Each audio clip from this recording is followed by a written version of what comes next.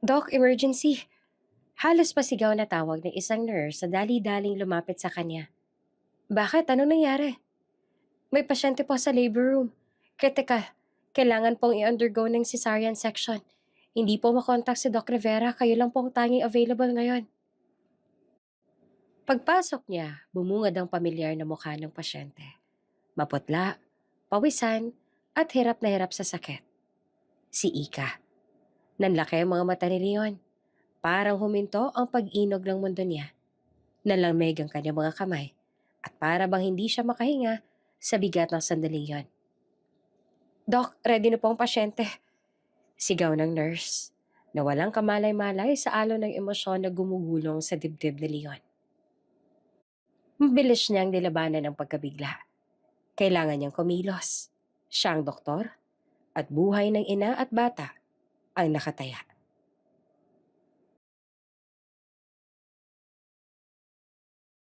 Bago ka pa lang sa channel neto, ibang kwento ni Ate Jane, istorya mo, ikwento ko. Huwag kalimutang pindutin ang notification bell at subscribe button.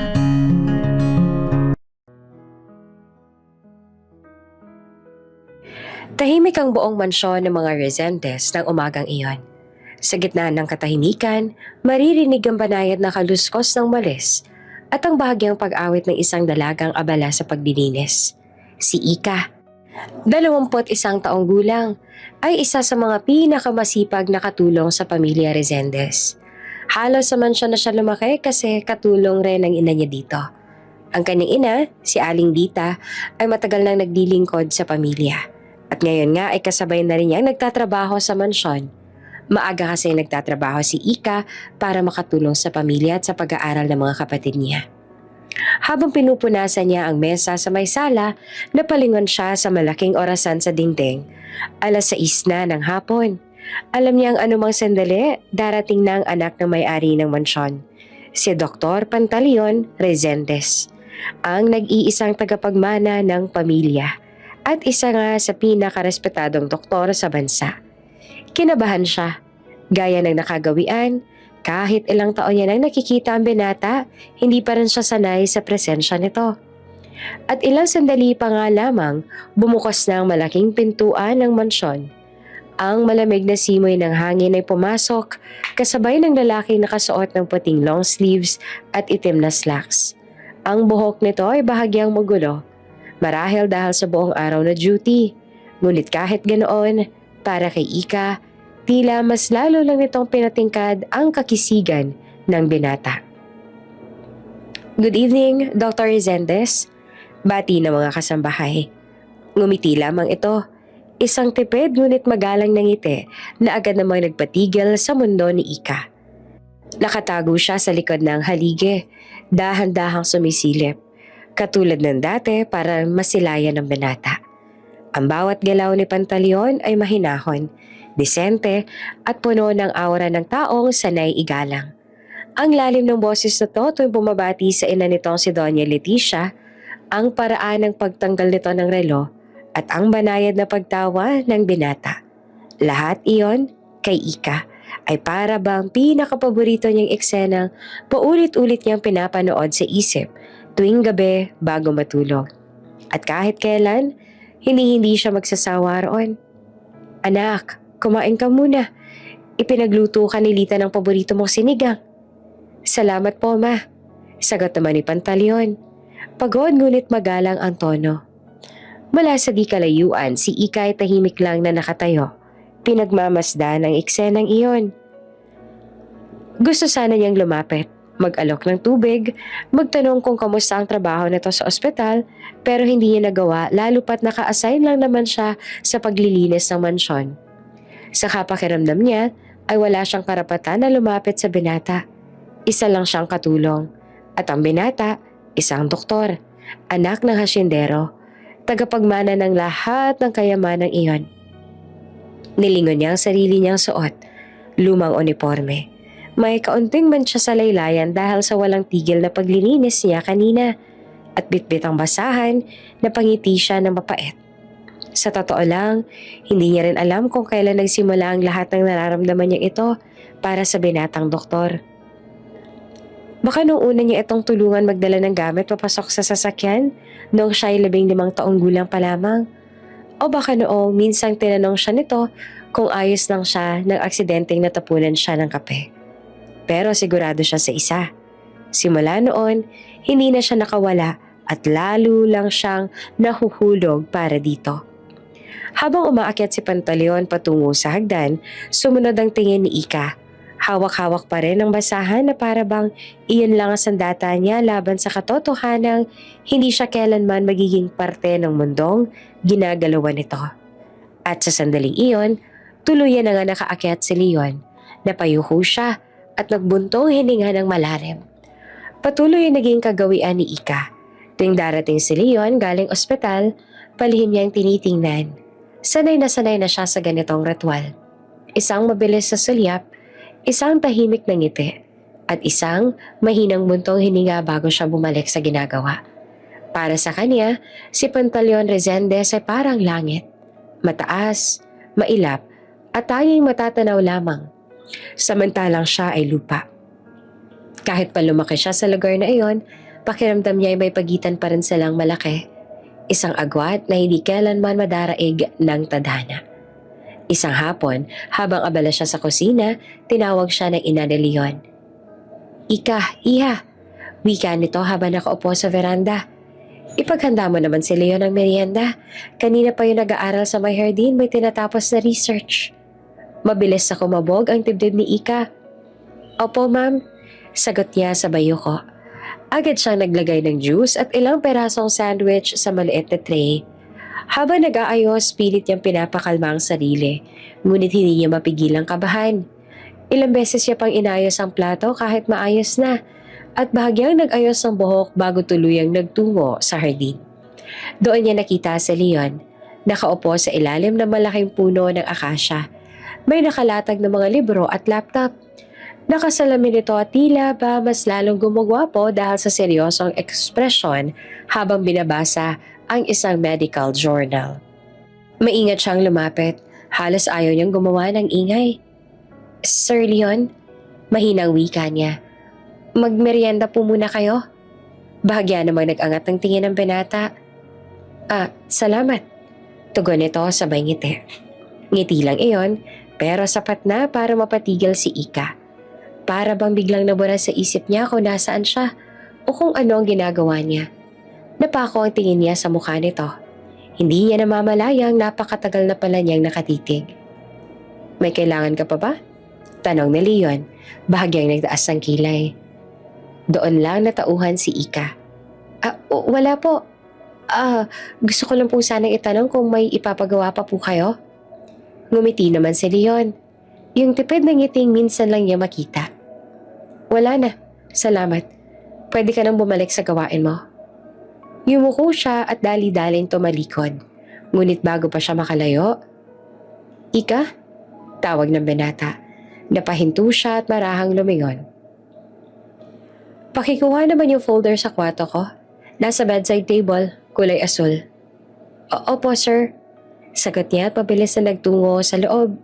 Pagpasok niya sa kwarto ng binata, napansin niya agad kung gaano itong kalinis. Lahat ng gamit ay maayos. Ang mga libro ay nakaayos ayon sa laki. Napangiti siya. Siguro ganito talaga mga doktor. Malinis, maingat, at disiplinado. Kinuha niya ang folder at muling bumalik sa hardin. Inabot niya ito kay Leon na agad namang nagpasalamat. "Thank you, Ika." "Wala yun, sir." Nahihiyang sagot naman niya, sabay yukong muli. Habang papalayo siya, napatingin siya ulit sa binata. At sa loob-loob niya ay muli siyang napangiti. Dahil kahit alam niyang mailap at mataas ang bituin, masaya na siya kahit sa malayo ay natatanaw pa rin niya ito. May mga araw na tila ginagawa ng tadhana ng paraan para magtagpo lagi ang landas nila ni Pantaleon. Minsan ay sa kusina, kapag bumababa ito para magtimpla ng kape, ay naaabutan siya nito. Minsan naman sa hardin, kapag naglalakad ito habang may kausap sa telepono. At sa bawat pagkikita nilang iyon, hindi maiwasan ni Ika na mapangiti kahit pilit niyang pinipigilan. Ngunit sa tuwing nagkakatagpo ang kanilang mga mata, kusa siyang umiiwas. Nahihiya. Hindi niya alam kung bakit ganon. Pero pakiramdam niya ay pag tinitingnan siya ni Pantaleon ng matagal, nabubura lahat ng kayang sabihin ng bibig niya. Good morning, Ika. Ay sapat na para kiligin siya buong araw. At sa mga gabing tahimik, kapag tapos na mga gawain sa mansyon, naisip pa rin niya ang mga simpleng sandaling iyon. Ang paraan ng pagbigkas ng pangalan niya, ang ngiti nito, ang tinig nitong laging banayad. Kalmado, pero may lalim. Para sa kanya, sapat na iyon para mapangiti habang nakahiga. Kinabukasan, habang nag-aayos siya ng mga gulay sa kusina, tinawag siya ng kanyang ina. Ika, ikaw na munang mamalengke ngayon. May aasikasuhin pa ako sa bodega. At yung ibang mga kasambahay, busy sa paghahanda para sa nalalapit na handaan. Napatingin siya rito at nagulat. Sige po ma. Magpapatid na lang po ako kay Mang Berting, yung driver. Ngunit bago pa siya makasagot, biglang nagsalita ang Donya. Ika, huwag mo na munang isama si Berting, may pinapagawa ako sa kanya. Sumabay ka na lang kay Leon, papunta rin naman siya ng ospital. Idadaan ka na lang niya sa palengke. Parang bigla namang natuyo ang lalamunan ni Ika. Ha? Ako po? Kay Sir Leon? Ngumiti naman ang Donya. Oo, huwag ka nang mahiya. Total, 100 lang naman ang dadaanan ninyo. Hindi naman yan abala sa kanya. Gusto sana niyang tumanggi, pero iniwan na siya ng Donya. Naisip niyang mag-commute na lamang kasi ayaw niya nang maabala pang binata. At higit pa roon, ay hindi niya rin alam kung magagawa niya bang pakalmahin ang kanyang puso kapag magkasama na sila sa iisang sasakyan. Pero wala na siyang nagawa. Sinabihan niya siya ng ina na magmadali dahil naghihintay na raw ang binata sa labas. Paglabas niya ng mansyon, halos mapahinto siya. Nakatayo si Pantaleon Resendes sa tabi ng itim nitong sasakyan. Nakahilig sa pinto habang nakasuot ng asul na long sleeves. Handa nang pumasok sa trabaho nito. What took you so long? Wika nito sa mababang tinig. Akala ko hindi ka nalalabas. Hindi naman galit ang tono. Kalmado lang, ngunit sapat na para patindigin ng balahibo si Ika. Pasensya na po, sir. Nagpalit lang po ako ng damit. Tumango naman si Leon at pinagbuksan siya ng pinto. Let's go. Tahimik siyang pumasok sa loob ng sasakyan. Ramdam ni Ika ang kabog ng kanyang dibdib. Amoy niya ang banayad na halimuyak ng pabango ng binata. Habang umaandar ang sasakyan, sinira ni Leon ang katahimikan. I'll just drop you at the market. I can't wait too long. May duty pa ako mamayang hapon. Ayos lang po, sir. Tumingin saglit si Leon sa kanya bago muling bumalik sa daan. If makauwi agad si Berting, I'll ask him to pick you up. Mahirap mag-commute kung marami kang dala. Naku, wag na po, sir. Kaya ko naman na po. Mabilis yung sagot. Sabay pilit ng ngiti. Ngumiti rin si Leon. Yung tipid na parang may nakatagong lambing. At least let me book you Grab later. It's safer. Hindi na siya nakasagot. Napatingin lang siya sa bintana. Habang pilit tinatago ang ngiti sa labi. At sa bawat kilometro ng biyahe, lalo niyang nararamdaman na parang mas bumibilis ang tibok ng puso niya.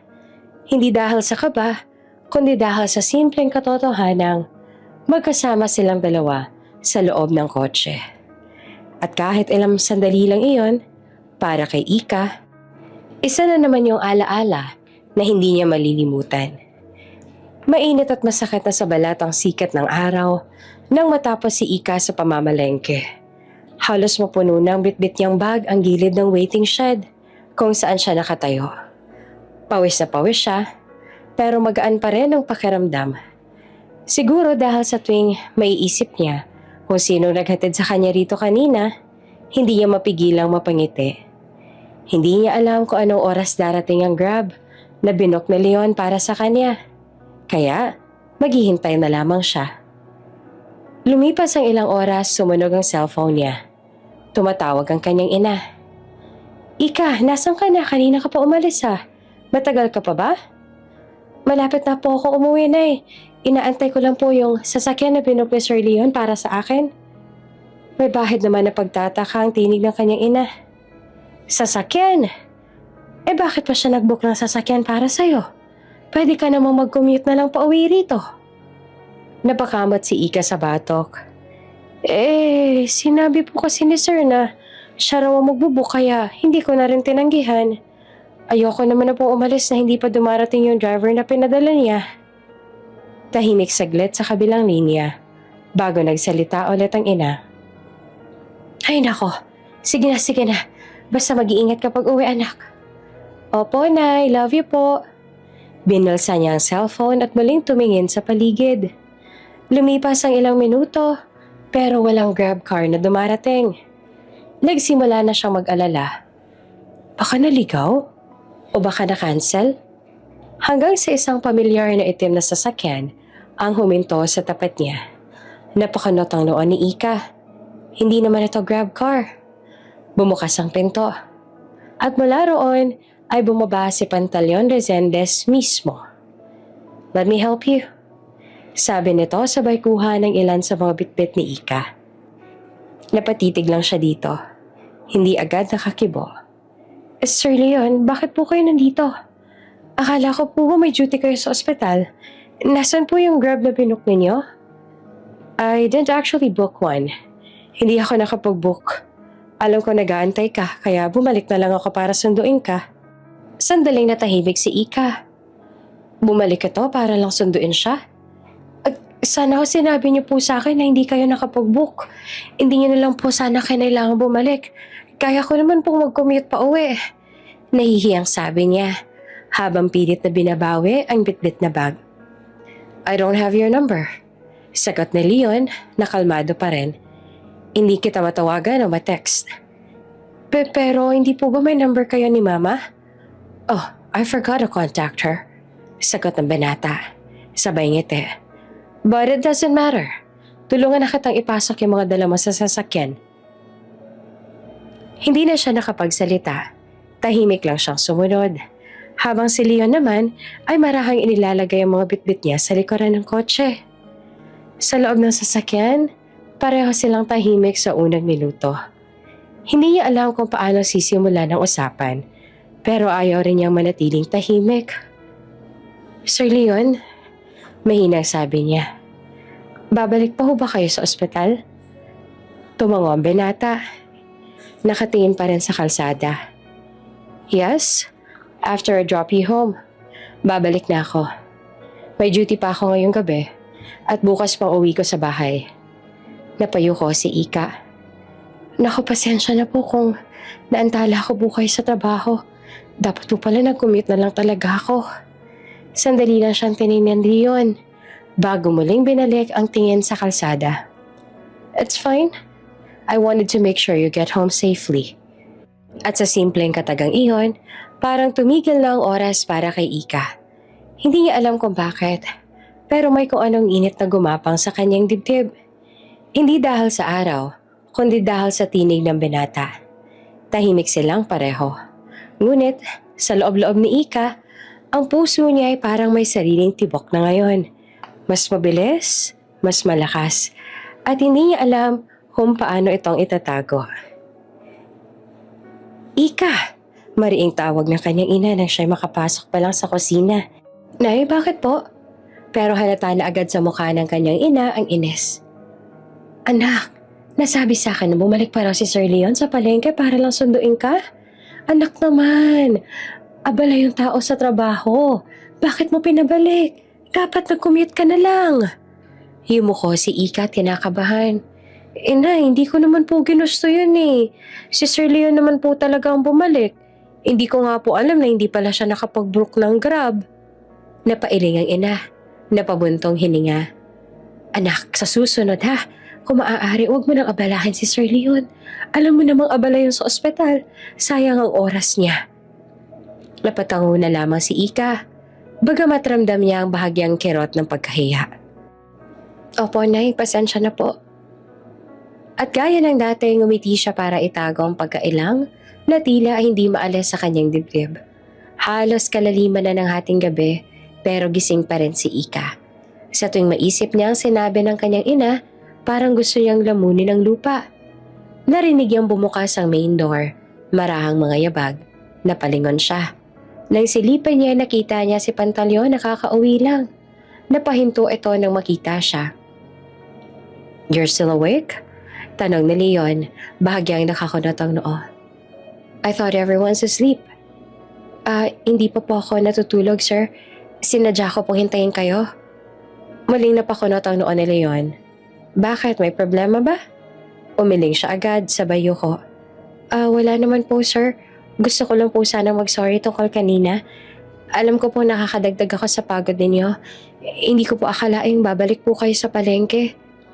Tahimik muna si Leon bago siya tinitigan ng may malambot na ekspresyon. "You don't have to apologize, Ika. Ako naman ang nagpasya na bumalik. Besides," ngumiti ito ng bahagya, "ako rin ang may kasalanan. Nakalimutan kong tawagan ng mama mo." Bahagya naman napangiti si Ika, pero nananatiling alanganin ng tono. Kahit na po, naabala ko po kayo. May duty pa naman po kayo." Napansin ni Leon ang pag-aalangan niya, kaya natawa ito ng mahina. "Alright," sabi nito.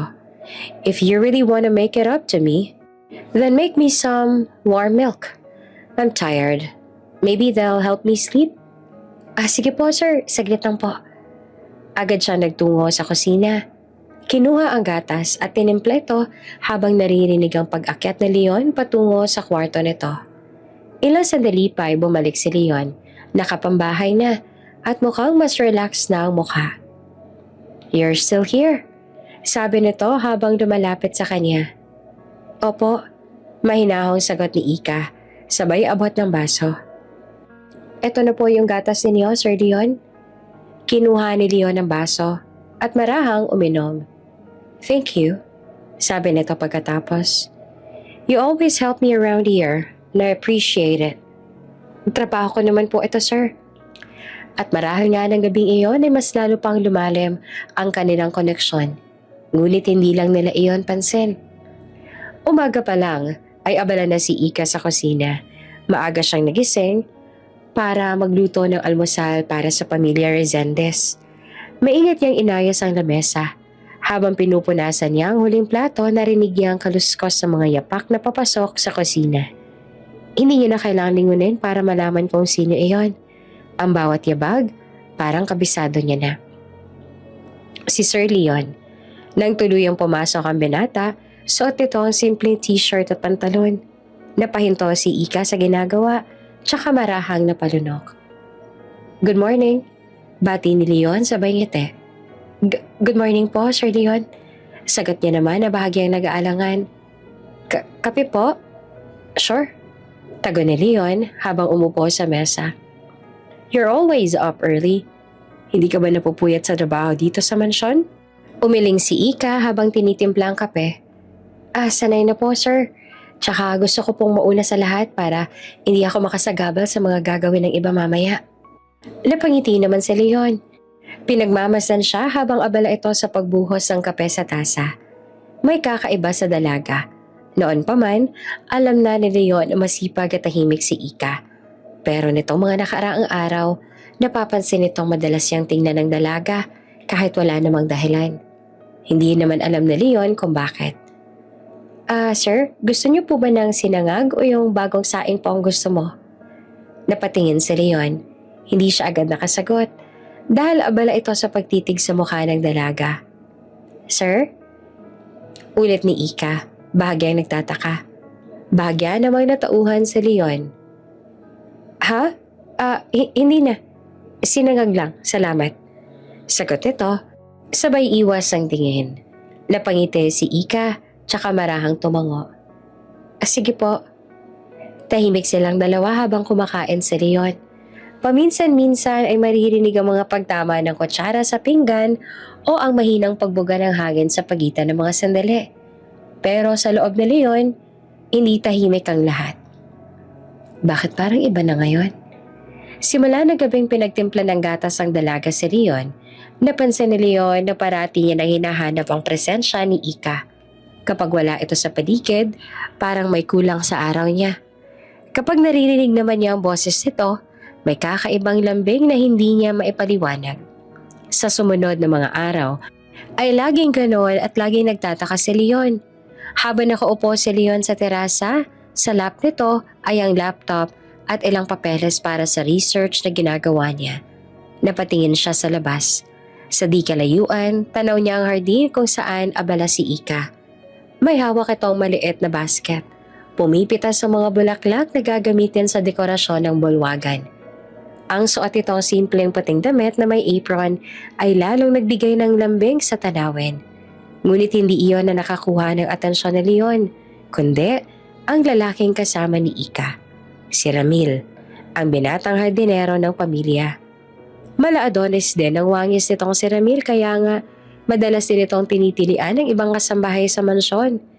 Nagtatawanan ng dalawa habang pinipita sa mga bulaklak. Paminsan-minsan ay maririnig ang mga mahinang halakhak ni Ika at sa bawat tawa nito may kung anong kumislot sa dibdib ni Leon. Hindi niya maipaliwanag kung bakit. Bumuntong hininga si Leon, ibinaba sandali ang hawak na ballpen at ilang saglit pa ay pinilit na ibalik ang atensyon sa mga papeles. Pero kahit anong pilit, ang mga mata niya ay muling lumilihis. Laging bumabalik sa direksyon ng hardin. Bakit ka ba tinitingnan? Mahina niyang bulong sa sarili. Habang abala si Ika sa pagpili ng bulaklak, may sinabi dito si Ramil na hindi marinig ni Leon mula sa terasa. Pero nakita niya kung paanong natawa si Ika at kung paano ito marahang tinapik ang braso ng hardinero. Isang simpleng kilos, ngunit tila may kung anong kirot na dumapo sa dibdib ng binata. Ilang sandali pa, napansin ni Ika si Leon mula sa terasa. Agad siyang nagulat at tila nahiya sa pagkakatitig ng binata. Mabilis siyang iniwas ang tingin at nagpaalam kay Ramil. Kinuha niya ang basket ng mga bulaklak at naglakad papasok ng bahay. Pagpasok niya sa loob, nasa lubong niya si Leon na sa may hallway. Hindi niya alam kung bakit pero parang bigla siyang kinabahan. Good morning po, Sir Leon. Bati niya sa bayo ko. Morning. Maikling tugon naman ni Leon. Malamig ngunit hindi bastos. Kanina ka pa sa hardin? Opo sir. Nagpipitas lang po ako ng bulaklak para sa dekorasyon sa bulwagan. Tinulungan po ako ni Ramil. Si Ramil. Tugon ni Leon, bahagyang tumango. Mukhang masaya kayo kanina. Napakurap si Ika, hindi agad nakasagot. Ano po kasi sir? May mga biro lang po siya. Tumango naman si Leon, pero may bahagyang pagkunot ng noo habang naglalakad palayo. Mabuti yon. At least masaya ka. Hindi na nakasagot si Ika. Samantala si Leon naman ay nagpatuloy sa paglalakad papunta sa kanyang silid. Pagkasara niya ng pinto ay napahawak siya sa sentido, tsaka marahang umiti sa sarili. Ano bang problema ko? Bulong niya at bahagyang natawa ngunit may halong inis. Nagtatrabaho lang naman yung tao. Ba't parang ako hindi mapakali? Tahimik ang buong mansyon ng araw na yon. Nasa labas ang mga magulang ni Leon para sa isang charity event.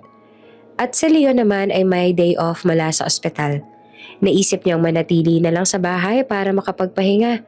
Ngunit sa totoo lang, hindi rin siya mapalagay. Mula sa sala ay naririnig niya mahinang kaluskos mula sa kusina. Doon, marahang kumakanta si Ika habang abala sa pagluluto. Hindi niya alam kung bakit siya napapangiti habang pinakikinggan iyon. Pagkaraan ng ilang minuto ay pumasok siya sa kusina upang kumuha ng tubig. Ngunit pagdating niya sa kusina, isang mahina ngunit matinis na tili ang agad niyang narinig. Aray! Mabilis siyang lumapit at nadandan si Ika na hawak ang daliri. Nakita niyang may maliit na hiwa sa gilid ng kanyang kamay. What happened? Mabilis sa tanong ni Leon at lumapit agad. Nasugatan lang po sir. Hindi ko naman ako sinasadya. Let me see. Agad niyang hinawakan ang kamay ni Ika. Mainit ang palad ng dalaga at bahagyang nanginginig. Napatingin si Leon sa sugat. Mababaw lang pero dumudugo pa rin. You should be more careful. Mahinahong sabi niya. Sabay kabig sa kamay ni Ika at dinala ito sa lababo. Maingat niyang binuksan ang gripo. Hinugasan ang sugat at marahang pinunasan iyon ng tissue. Tahimik lamang si Ika. Ramdam niya ang bilis ng tibok ng puso niya, hindi lang dahil sa sakit, kundi sa lapit ni Leon. Naamoy ni Ika ang mabangong kulo ng binata at bawat dampe ng kamay nito sa kanya ay tila nagdudulot ng kakaibang init na hindi niya maipaliwanag. Hindi naman malalim, sabi ni Leon habang kinuha ang maliit na first aid kit sa may drawer. Pero kailangan nating linisin to para hindi na ma-impeksyon. Pasensya na po talaga, sir. Mahinang tinig ni Ika, halos pabulong. Hindi ko po sinasadya. Wala kang kasalanan, sagot naman ni Leon. Sabay ngiti, isang ngiting bihira niyang ipakita. Minsan kahit maingat pa tayo, nasusugatan pa rin. Marahan niyang nilagyan ng antiseptic ang sugat at dahil sa hapde, bahagyang napasinghap si Ika. Agad itong napatingin kay Leon at doon sa ilang segundong iyon, tila tumigil ang mundo. Nagtagpo ang kanilang mga mata at sa unang pagkakataon, si Leon ang unang umiwas ng tingin. Hindi niya maipaliwanag ang nararamdaman. May kung anong biglang kabog sa kanyang dibdib. Kakaibang init na ngayon lang niya naramdaman sa buong buhay niya. Ayan, sabi ni Leon na pilit binabalik ang tono ng pagiging kalmado. Mas mabuti na yan. Don't use your hand too much today, ha? Opo, sir. Maraming salamat po. Tumango si Leon, pero hindi agad umalis. Panandali ang katahimikan ng namagitan sa kanilang dalawa, hanggang sa siya na mismo ang nagsalitang muli. Ika? Po? Next time kung masugatan ka, o di kayo masaktan, huwag ka matakot tumawag sa akin, okay? I'm a doctor, so I can take care of you better. Hindi naman agad nakasagot si Ika. Napalunok na lamang siya. Tsaka bahagyang tumango. Opo, Sir Leon. Ngumiti naman si Leon. Isang ngiting hindi niya rin maipaliwanag kung bakit biglang sumilay. At nang lumakad siya palayo, naramdaman niya pa rin ang init ng kamay ni Ika sa kanyang palad na tila ayaw niyang mawala. Samantala, si Ika naman ay nakatayo pa rin sa kusina. Hawak ang kamay na ginamot ni Leon. Ramdam pa rin niya ang bilis ng tibok ng puso niya at hindi niya alam kung dahil ba iyon sa sugat o sa lalaking nag-alaga sa kanya.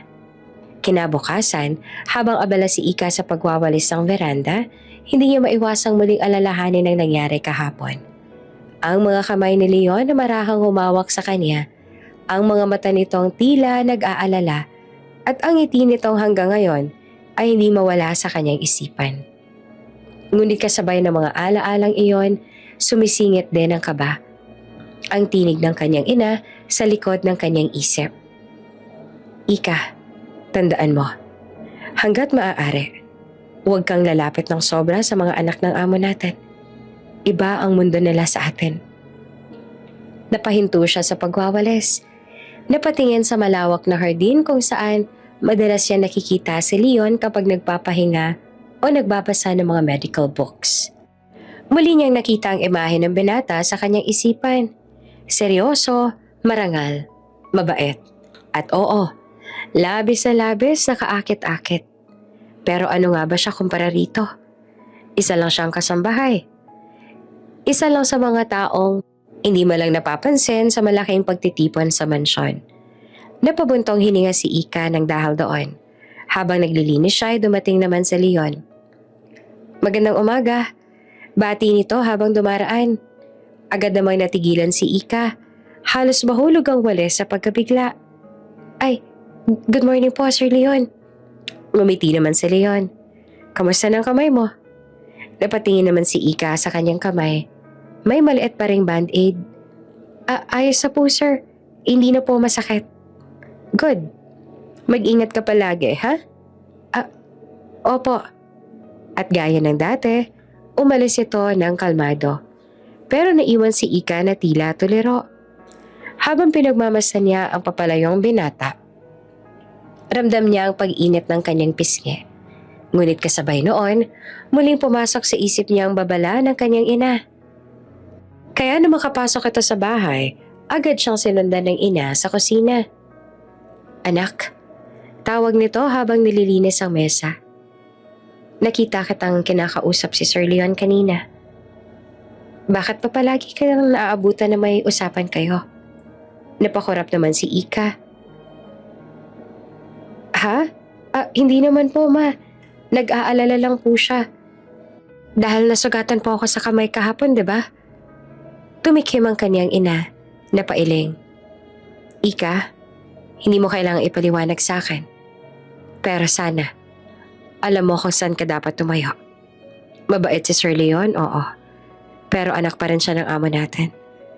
Ayoko mapag-initan ka dito sa mansyon. Lalo na't may mga matang laging nakamisi dito sa mansyon. Alam ni Ika na walang masamang gustong sabihin ng kanyang ina. Sadya nag-aalala lang ito sa kanya, lalo pat matagal na itong naninilbihan dito sa mansyon. Yumuko naman si Ika. Opo, ma. Tahimik siyang lumabas ang kusina pero mabigat ang dibdib. Hindi niya alam kung paano niyang ipapaliwanag, hindi lamang sa kanyang ina, kundi pati na rin sa sarili niya, kung gaano ang kabog ng dibdib niya sa tuwing lumalapit si Rion. Kinagabihan, habang nag-aayos siya ng mesa matapos kumain ng pamilya, biglang lumapit si Leon at iniabot sa kanya ang isang maliit na ointment. Para sa sugat mo, sabi nito na halos pabulong. Nakakita ako sa ospital, mabilis magpagaling yan. Napatitig naman si Ika sa kanya, gulat at parang natigilan. Salamat po, Sir Leon. Don't mention it. Sagot naman ng binata. Ngumiti ito saglit tsaka muling lumakad paakyat. Pag alis si Leon, nananatiling nakahawak si Ika sa maliit na tube ng ointment. Ramdam pa rin niya ang init ng kamay nito kanina lang ay halos tumama sa kanya. Napapikit siya tsaka mahina niyang ibinulong sa sarili. Bakit ba ganito? Alam ko namang bawal. Pero bakit parang mas lalo ako nahuhulog? At sa gabing iyon, habang nakaiga siya sa maliit niyang silid, paulit-ulit niyang tinatanong sa sarili kung alin bang mas matimbang, ang takot na masermonan ng ina o ang damdaming pilit na gumigising sa puso niya. Tahimik ang buong mansyon ng mga Resendes ng gabing iyon. Ang tanging maririnig lamang ay ang mahinang tiktak ng lumang orasan sa sala at ang marahang hampas ng hangin sa mga kortina. Galing si Leon sa ospital. Pagod at halos wala ng lakas. Ngunit sa hindi maipaliwanag na dahilan ay hindi siya agad nagtungo sa kanyang silid. Habang naglalakad sa pasilyo, napansin niya si Ika, abala sa pag-aayos sa mga bulaklak sa may hallway. Nakaayos ang buhok nito sa simpleng bun. Suot ang lumang uniformeng pangkasambahay. Ngunit sa mga mata ni Leon, tila may kakaibang ningning ang dalaga para sa isang liwanag na bumabalot sa buong bahay. Hindi ka pa natutulog? Tanong niya, bahagyang napaos ang tinig dahil sa pagod. Nagulat si Ika at agad na yumuko. Hindi pa po, sir. Inutusan po ako ni Mama na ayusin muna yung mga bulaklak bago matulog. Tumango lamang si Leon. I see. Pero wag mong masyadong pagurin ang sarili mo. Napatingin si Ika sa kanya. Sandali lang. Ngunit sapat iyon para maramdaman ni Leon ang kakaibang tibok ng kanyang dibdib. Mabilis niyang ibinaling ang tingin sa ibang direksyon. Ano ba tong nararamdaman ko? Tanong niya sa sarili. Isa lang si Ika sa mga kasambahay. Lumaki siya sa pili ng mga taong katulad nila. Pero kailanman ay hindi siya ganito naapektuhan. Sir Leon? Tawag ni Ika sa marahang tono. Ayos po ba kayo? Para akong napapalalim yata ang iniisip ninyo. Napangiti naman si Leon ng bahagya. Pilit na tinatago ang kabog ng dibdib. Wala to. Pagod lang siguro. Ngumiti naman si Ika. At sa unang pagkakataon, naramdaman ni Leon na parang gumaan ang bigat ng araw niya. That smile. Bakit parang gusto ko yung makita araw-araw? Pagkaalis ni Ika, hindi naman mapigilan ni Leon na sundan ito ng tingin. Hanggang sa tuluyan na itong mawala sa likod ng pinto. Saka lang siya napabuntong hininga. Leon Resendes. Bulong niya sa sarili. You're a doctor. You're a professional. Bakit ka nagkakaganyan? Bakit simpleng pakiramdam na ito hindi mo magawa na mapangalanan? Ngunit kahit ilang beses siyang pilitin ang sarili na iwaksi ang damdamin, sa bawat pagkikita nila, lalo lang itong lumalalim. Sa bawat simpleng ngiti, sa bawat, "Salamat po, Sir Leon," At sa bawat pagkakataong marinig niya ang malambing na boses ng dalaga, pakiramdam niya ay unti-unting bumabagsak ang matibay na pader na itinayo niya sa pagitan nila. At doon niya unang tinanggap ang katotohanan. Hindi lamang basta paghangang nararamdaman niya kay Ika. Ito ay isang damdamin na ayaw niyang aminin, ngunit hindi rin niya kayang itanggi. Mainit ang sikat ng araw na umagang iyon. Sa malawak na hardin ng mga Resendes, abala si Ika sa pagwawalis sa mga nalaglag na dahon. Ang hangin ay banayad at ang mga ibon ay masayang umaawit sa mga sanga. Likas sa kanya ang pagiging masipag.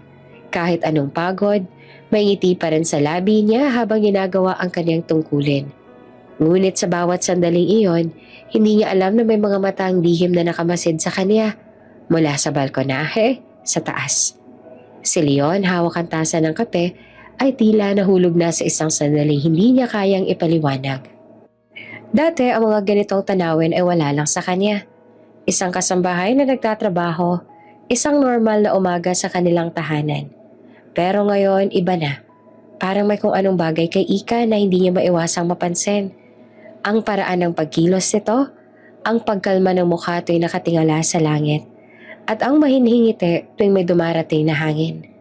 Napakunot ang noon ni Leon, bahagyang umiling. Samantala, nang lingunin ni Ika ang paligid, napansin niyang may anino sa itaas ng balkonahe. Pag-angat ng kanyang paningin, muntik siyang mapabitaw sa walis.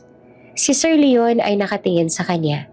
Hindi iyon yung tipong tingin ng amo sa katulong, kundi isang titig na tila nagtatagal, nagmamasid at nag-iisip. Agad siyang nag-iwas ang tingin, ramdamang init sa kanyang mga pisngi. Bakit gano'n ang tingin niya? Napapansin ko na rin ba? O baka namang guni-guni ko lang? Pagkaraan ng ilang sandali, bumaba si Leon papunta sa hardin. Maaga ka pa rin nagising, sabi nito habang naglalakad palapit. Napakapit si Ika sa walis. Opo, Sir Leon. Sanay lang po talaga ako ng ganitong kaaga. Tumango si Leon, pero hindi agad umalis. Imbes na bumalik sa loob, tumayo ito malapit sa kanya. Tila may nais pang sabihin, ngunit pinipigilan ng sarili. May ilang segundo ng katahimikan, ngunit sa pagitan ng katahimikan na iyon, parang may hindi nakikitang koneksyon na bumabalot sa kanila. Dahil hindi magawa ni Ika na matagalan ang titig ng binata, ay nagpaalam siya ditong babalik na sa loob.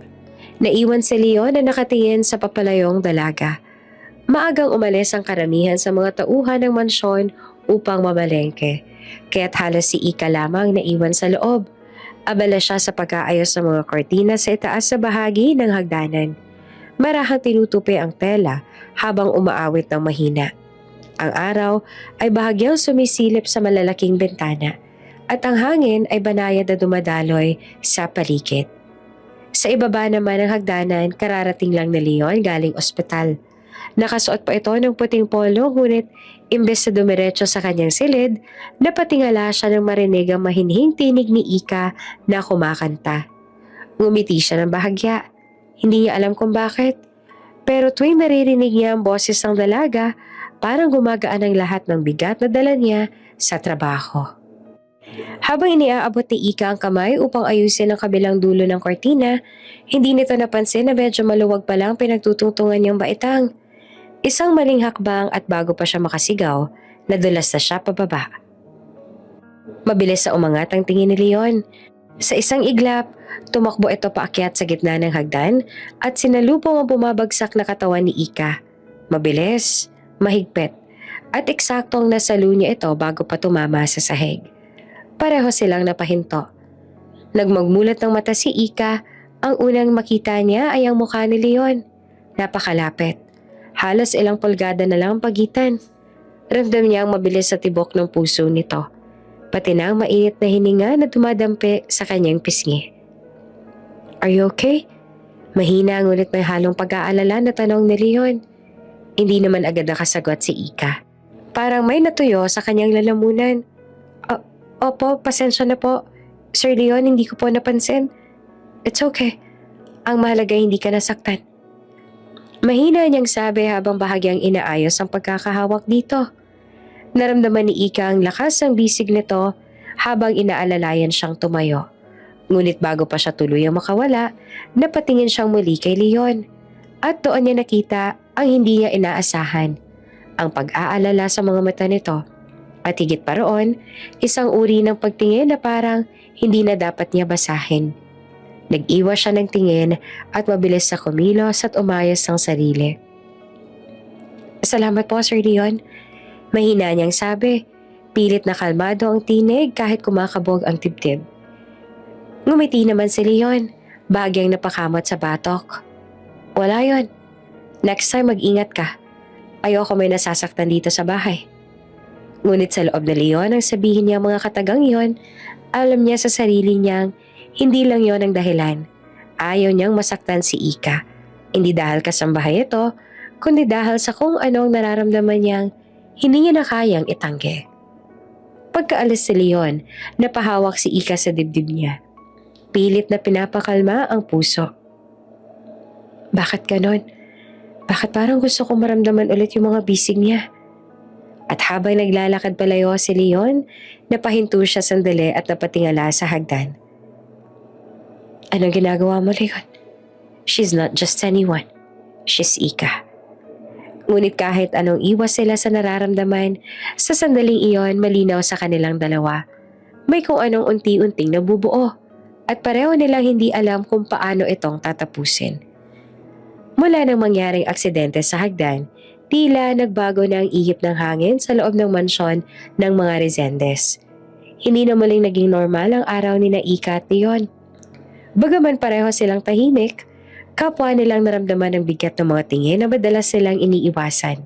Sa tuwing nagkakasalubong sila sa pasilyo, agad na yumuyuko si Ika. Parang gusto niyang maglaho sa tuwing naririnig niyang yabag ni Leon. Hindi niya alam kung hiyabang nararamdaman niya o kaba. Pero simula noong nasalo siya nito, tila ba bawat kilos niya ay sinusukat na. "Good morning." Bati ni Leon isang umaga habang papalabas siya ng silid. Halos mabitawan naman ni Ika ang tray ng kape na hawak. "Good morning po, Sir Leon."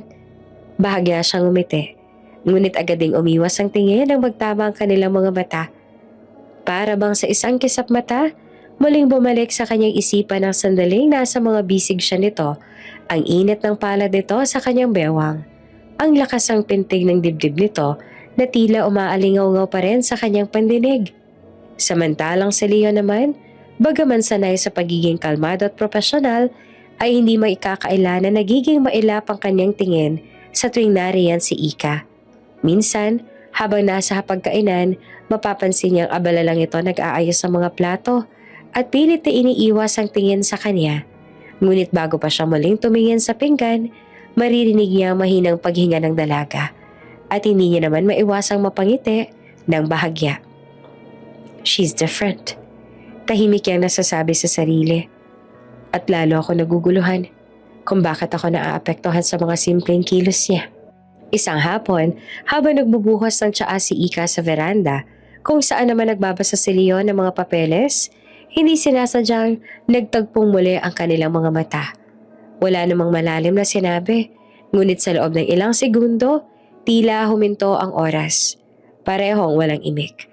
Parehong nagtataka kung bakit ganoong kabigat ang simpleng pagtingin. Dadaling ko lang po ito sa loob," sabi ni Ika, halos pautal-utal habang hawak ang tray. Tumango lamang si Leon, ngunit nang tuluyan na ito makalayo, napabuntong hininga siya. "Get a grip, Leon," mahina niyang sabi sa sarili. "She's your household staff, not someone you should..." Ngunit hindi niya na natapos ang pangungusap. Dahil kahit paulit-ulit niya pang ipaalala sa sarili kung ano ang tama, iba naman ang sinisigaw ng puso niya. Samantala, si Ika naman ay halos hindi makatulog ng gabing iyon.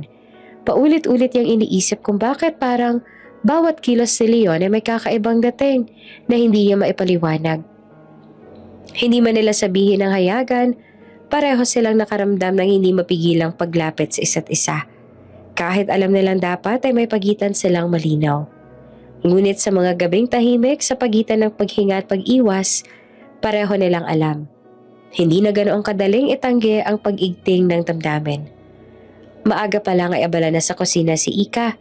Katulong ang ilan pang kasambahay Habang nag-aayos siya ng almusal ni Leon, pilit niyang pinapakalma ang dibdib na tila may sariling ritmo sa tuwing naririnig ang pangalan nito. Simula nung insidente sa hagdan, naging mas maingat na siya, pero mas kabado pa rin. Ang aga mo ngayon, Ika. Biro ng isa sa mga kasambahay, si Aling Minda na matagal nang nasa mansyon. May inaantay ka ba? Napatingin siya, halos matapon ang kape sa tasa. Ha? Wala po, Aling Minda. Maaga lang po ako nagising.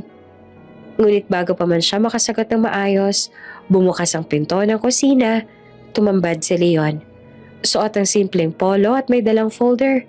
Handa na para sa ospital. Kaagad siyang tumango at ngumiti sa mga katulong. Good morning. At gaya ng inaasahan, doon na naman huminto ang mundo ni Ika. Good morning po, Sir Leon.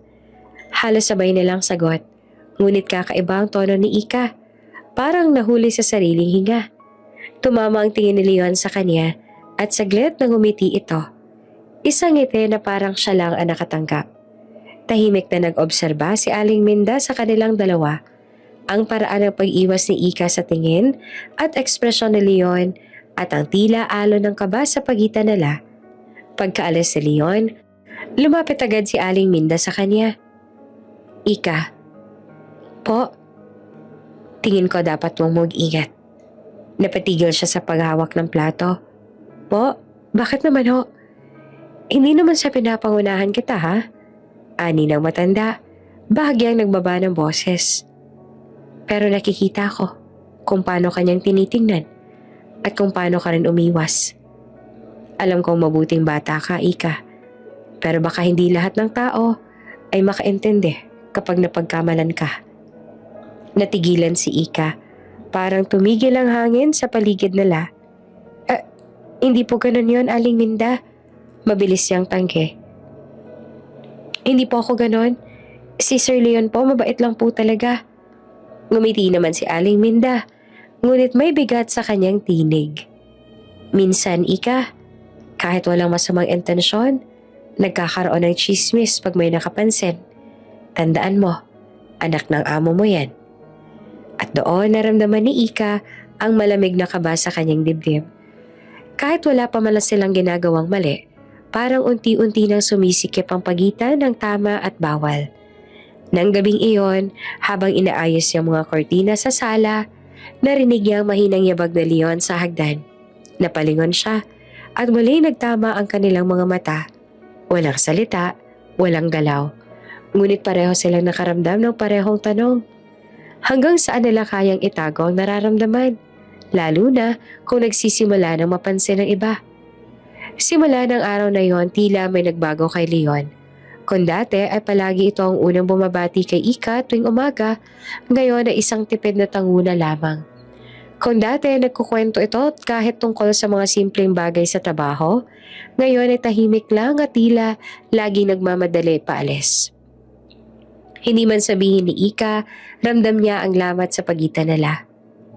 Anak, napapansin kong matamlay ka nitong mga araw, sabi ng kanyang ina habang nag-aayos ng hapag. Naku, wala po yun, ma. Pagod lang siguro. Sagot naman ni Ika na pilit ang ngiti.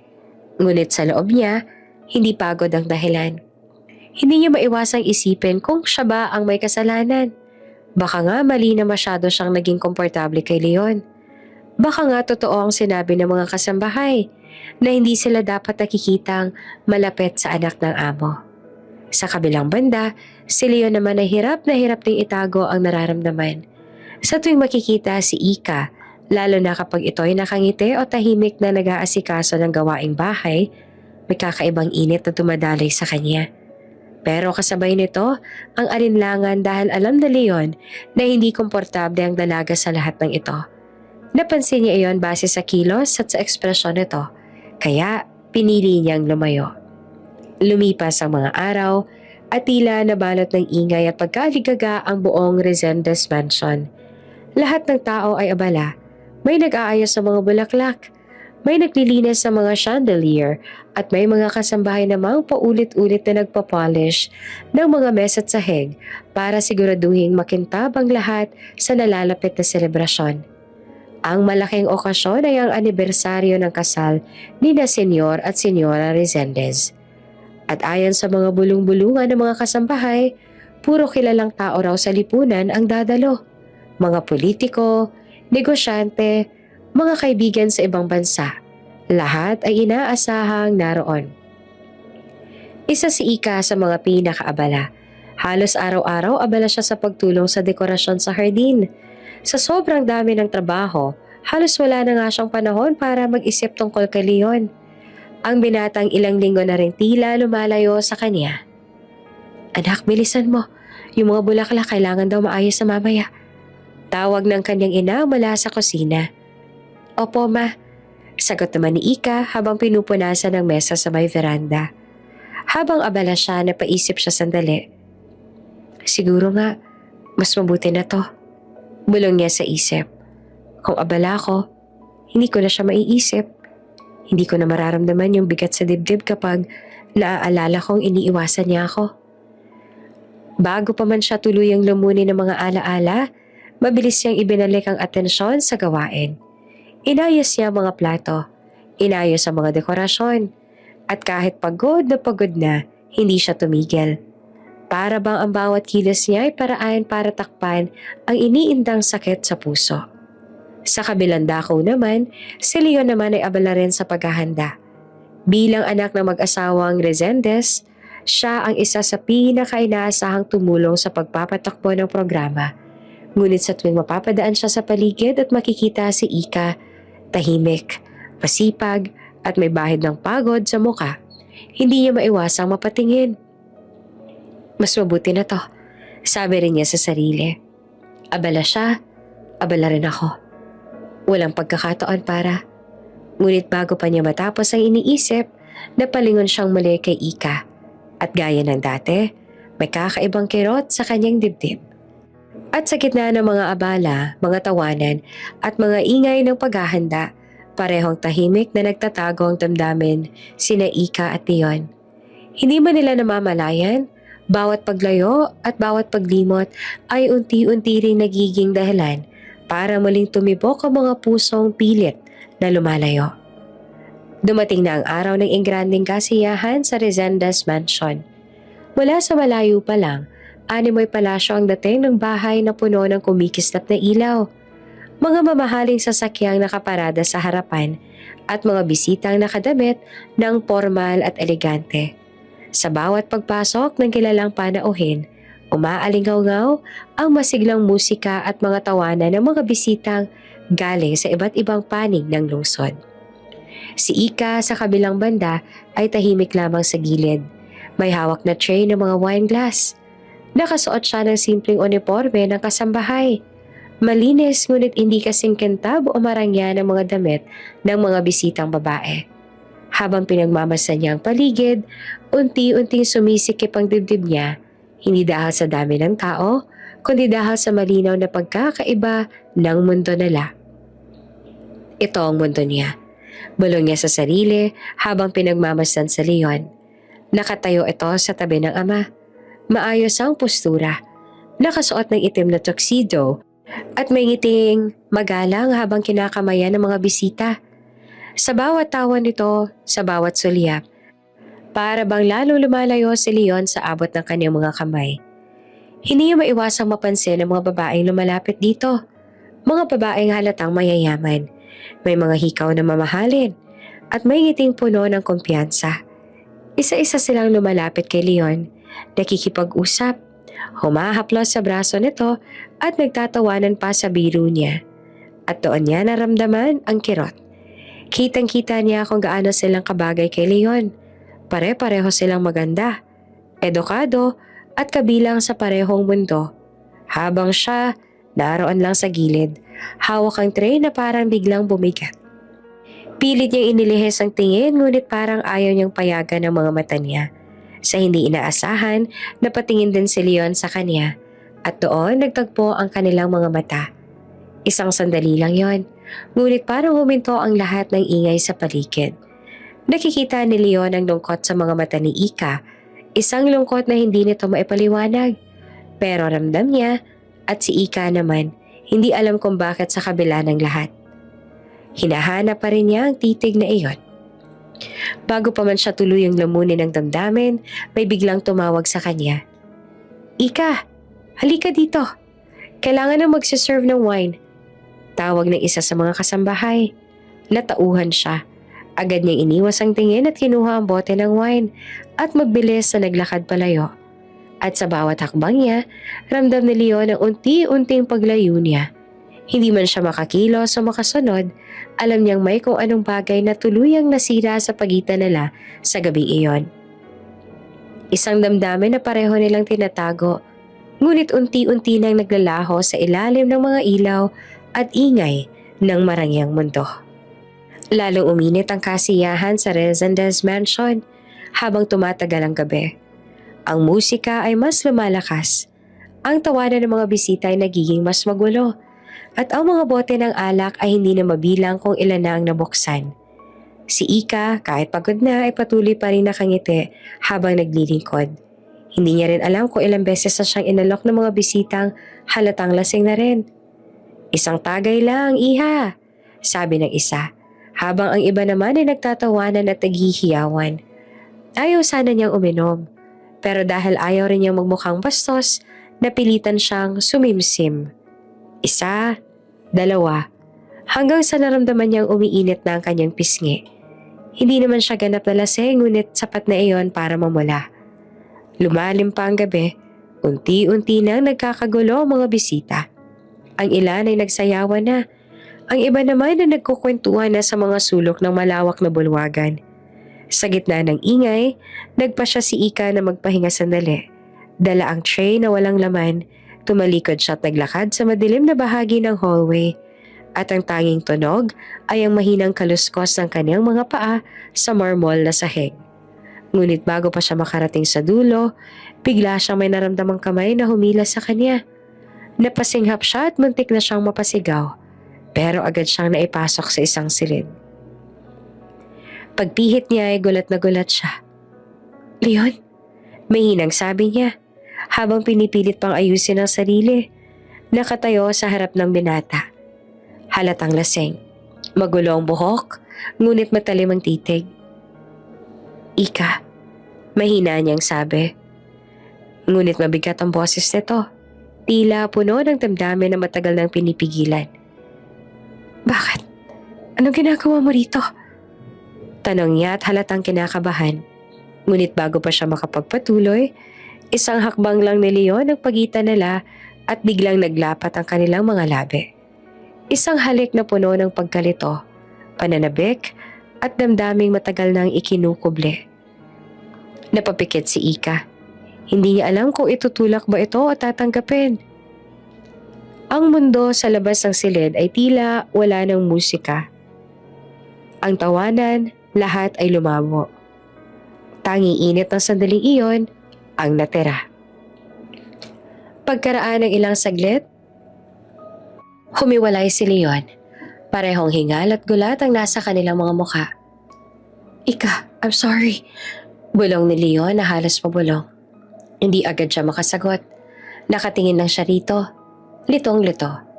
Habang bumibilis naman ang tibok ng kanyang puso, hanggang sa muli nitong inangkin ang labi niya. At sa gabing iyon, sa ilalim ng mga ilaw ng marangyang mansyon, may nangyaring hindi nila kayang burahin. Hindi man nila planado, hindi man nila maintindihan, alam nilang magbabago ang lahat pagdating ng umaga. Kinabukasan, ang mansyon ay tahimik, tila napagod sa lahat ng kaganapan kagabi. Sa labas, ang mga hardinero ay nagsimula ng magligpit ng mga lamesa, upuan at basag na baso ng alak na nagkalat sa damuhan. Ngunit sa loob ng silid kung saan nagising si Ika, ang katahimikan ay tila malakas pa kesa sa anumang ingay. Dahan-dahan siyang bumangon. Marahan na para bang baka marinig siya ng sariling konsensya. Pinisil niya ang sentido. Ramdam ang bigat ng ulo at kirot ng mga alaala. Sa bawat kisap ng kanyang mga mata, bumalik ang mga larawan ng nagdaang gabi. Ang halik, ang yakap, ang titig ni Leon na puno ng damdaming hindi niya alam kung dapat pa niyang paniwalaan o kalimutan. Anong nagawa ko? Bulong niya habang hinahaplos ang sariling braso. Parang gusto niyang pawiin ang lahat ng nangyari. Tumayo siya, inayos ang sarili. Naghanap ng maayos sa suot, tsaka marahang lumabas ang silid. Iniwan niya sa loob sang silid ng tulog pa rin si Leon. Ang bawat yapak niya sa pasilyo ay tila may kasamang kaba, lalo na nang masilayan niya ang direksyon patungo sa silid ni Leon. Otomatikong bumilis ang tibok ng kaniyang puso. Hindi niya alam kung dapat ba siyang umiwas o humarap. Hindi niya rin alam kung papaano sisimula ng isang pag-uusap na hindi niya alam kung dapat bang mangyari. Pagdating sa kusina, sinalubong siya ng ina niya na abala sa pag-aayos sa mga natira mula sa handaan. Ang aga mo namang nagising. Hindi ka ba napagod sa dami ng gawain kagabi? Sabi ng ina. Hindi man lang lumingon. Hindi naman po, Nay. Kung gano'n ay tulungan mo na nga ako rito. Baka maya-maya magising na si Dr. Leon. Napahinto si Ika. Ang pangalan ni Leon ay parang biglang gumuhit sa dibdib niya. Malamig, pero masakit. Opo. Mahinang sagot niya na halos pabulong. Habang nagliligpit, hindi niya maiwasang mapatingin sa pinto. Ang bawat kaluskos na marinig niya mula sa itaas ay tila ba nagbabadya na paparating sa Leon. Ngunit pagdaan ng mga oras, hindi ito lumabas. Hindi ito bumaba. Waring nagkulong ito sa sariling silid at marahil, tulad niya, ay nilulunod din ng pagkalito ang isip. Nang sumapit ang tanghali, dumaan si Leon sa kusina. Nakasuot ng malinis na polo, tila pupunta sa trabaho. Tahimik lang ito at malamig ang presensya. I'll be out for the day. Maikling sabi nito sa ina bago ito lumingon kay Ika. Sandali sila nagkatinginan. Wala ni isang salita. Ngunit sa titig ni iyon, ramdam ni Ika ang bigat. May guilt, may pagkalito, at marahil may pag-iwas. At nang tuluyan ang lumabas sa Leon ng bahay, napahawak si Ika sa mesa. Pilit na pinipigil ang luha. Hindi niya alam kung mas natatakot pa siya sa nangyari kagabi o sa posibilidad na simula ngayon, hindi niya na alam kung paano sila babalik sa dati. Mula nang umalis si Leon noong umagang iyon, tila nagbago na ang ihip ng hangin sa buong mansyon. Parang may hindi na nakikitang tabing na biglang itinakip sa pagitan nila ni Ika. Isang tabing na dati ay hindi kailanman umiiral. Dati, kapag umuwi si Leon galing trabaho, dumaraan ito sa kusina para kamustahin ang lahat. O minsan ay ngumingiti pa sa kanya bago umakyat. Pero ngayon, tumadaan na lang ito na parang wala siya. Wala ni isang salyap. Wala ni isang salita. Parang may mali ba? Tanong ni Ika minsan sa sarili habang nililinis ang mesa. Pinipilit niyang kumbinsihin ang sarili na baka pagod lang si Leon, na baka abala lang ito sa ospital. Ngunit habang lumilipas sa mga araw, mas lalo niyang nararamdaman ang lamig. Kahit ang mga simpleng bagay, ang paghingi ng tubig, at ang mga utos sa dati pinapadaan sa kanya ngayon ay sa ibang kasambahay na ipinabibigay. At sa bawat sandaling ganon, unti-unti siyang pinupuno ng lungkot na hindi niya alam kung saan ibubuhos. Isang hapon, umuwi si Leon na tila pagod. Nasa sala si Ika, nag-aayos ng mga bulaklak sa florera. Nang mapansin niya ito, mahinahon siyang lumapit. Dr. Leon, mahina niyang batay na halos pabulong. Gusto niyo po ba ng kape? Sandali siyang tinignan ni Leon. Isang tingin na walang emosyon, walang lalim. Hindi. Salamat. At diretso nang umakyat ito. Parang tinamaan ng malamig na hangin si Ika. Pilit siyang umingiti, pero agad din iyong nawala. Nang gabing iyon, habang naghahanda ng hapunan, lumapit sa kanya ang kanyang ina. Ika, napapansin ko, parang mailap na sa'yo si Dr. Leon. Wika nito habang nag-aayos sa mga pinggan. Napayo ko si Ika. Nagkunwaring abala. Siguro po pagod lang si sir. Mahinang tugon ng ina. Siguro nga. Pero tandaan mo anak, may mga bagay na hindi dapat pinapasok sa pagitan ng amo at kasambahay. Lalo na kung may posibilidad na masaktan ka. Sa sandaling iyon, parang tinusok na ng karayom ang puso ni Ika. Hindi niya masabi, pero alam niya ang posibilidad na iyon ay nagsisimula ng magdulot ng sugat. Sa kabilang banda, si Leon naman ay tahimik sa kanyang silid. Pinagmamasa ng sarili sa salamin. Sa isip niya, bakit pa kailangan kong lumayo? Pero alam din niya ang sagot. Dahil kung hindi siya lalayo ngayon, baka tuluyan na siyang lamunin ng damdaming alam niya hindi niya dapat maramdaman. At sa bawat araw na lumilipas, habang unti-unting nasasanay silang pareho sa katahimikan, ang distansyang iyon ay lalong lumalalim. Tulad ng sugat na hindi humihilom, ngunit hindi rin matanggal. Tahimik si Ika habang nakaupo sa gilid ng kanilang bahay. Tanga ng tasa ng kape na kanina pa lumabig. Day off niya ngayon, ngunit tila hindi niya maramdaman ang pahinga. Ang bigat ng dibdib niya ay parang hindi na mabunot sa tagal nitong nananatili. Ilang araw na rin siyang ganito.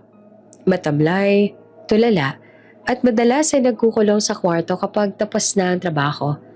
Wala na ang mga ngiti niya noon, at kahit ang ina niya ay hindi na nakatiis. Lumapit ito, may hawak na tuwalya habang nagpupunas ng kamay. Ika, malumanay nitong sabi. May problema ka ba anak? Napapansin ko parang may dinadala kang mabigat. Hindi siya sumagot agad. Pinilit niyang umiti, pero agad din iyong nabura. Nang maramdaman niyang unti-unti nang nangingilid ang luha niya, saka siya bumuntong hininga. Ma, mahina niyang simula. May gusto po akong sabihin. Umupo ang ina niya sa tabi niya, seryosong mukha. Ano yon anak? Ma, si Dr. Leon po. Napakunot ang noo ng ina. Si Dr. Leon, bakit? Anong tungkol sa kanya? Humigpit ang hawak ni Ika sa tasa. May nangyari po sa amin. Sandali lang, ngunit tila biglang huminto ang oras. Nalaglag ang tuwalya sa kamay ng ina niya at napakurap ito. Hindi agad nakapagsalita. Anong ibig mong sabihin, Ika? Hindi niya na kayang itago. Napahikbi siya habang nagpaliwanag. Hindi ko po sinasadya, ma. Hindi ko rin po alam kung paano nangyari pero nung gabi nung sa party sa mansyon, nagkainuman po kasi tapos kumalma ka muna anak. Puto lang ina na nanginginig ang boses. Diyos ko, Ika. Tahimik silang dalawa. Ang tanging maririnig lamang ay mahihinang hampas ng hangin sa lumang kortina. Maya-maya, muli nagsalita ang kanyang ina. May bakasan ng kerot at pag-aalala sa tinig. Ika, hindi mo alam ang pinasok mong gulo, anak. Hindi mo dapat hinayaan yun na mangyari. Napahawak si Ika sa kanyang dibdib. Nagmamakaawa ang boses. Dahil po ba mahirap lang ako, ma? Dahil hindi ako bagay sa kanya? Umiling ang ina. Napaluha na rin.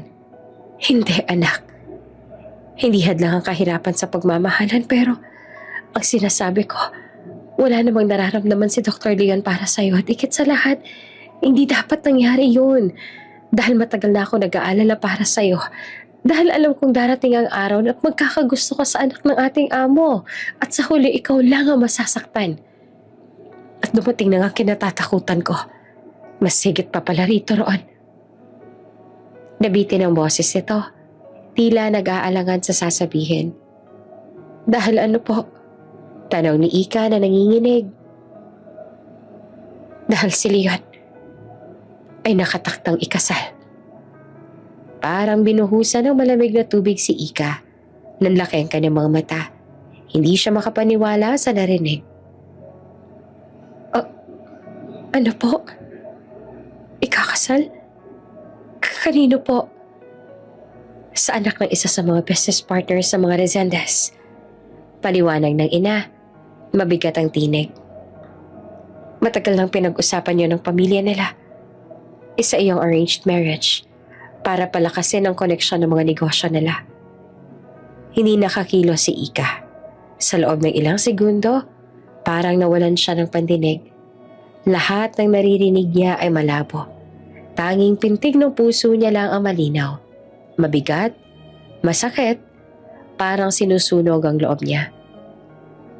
Ma, mahina niyang sambit na halos hindi lumalabas sa bibig.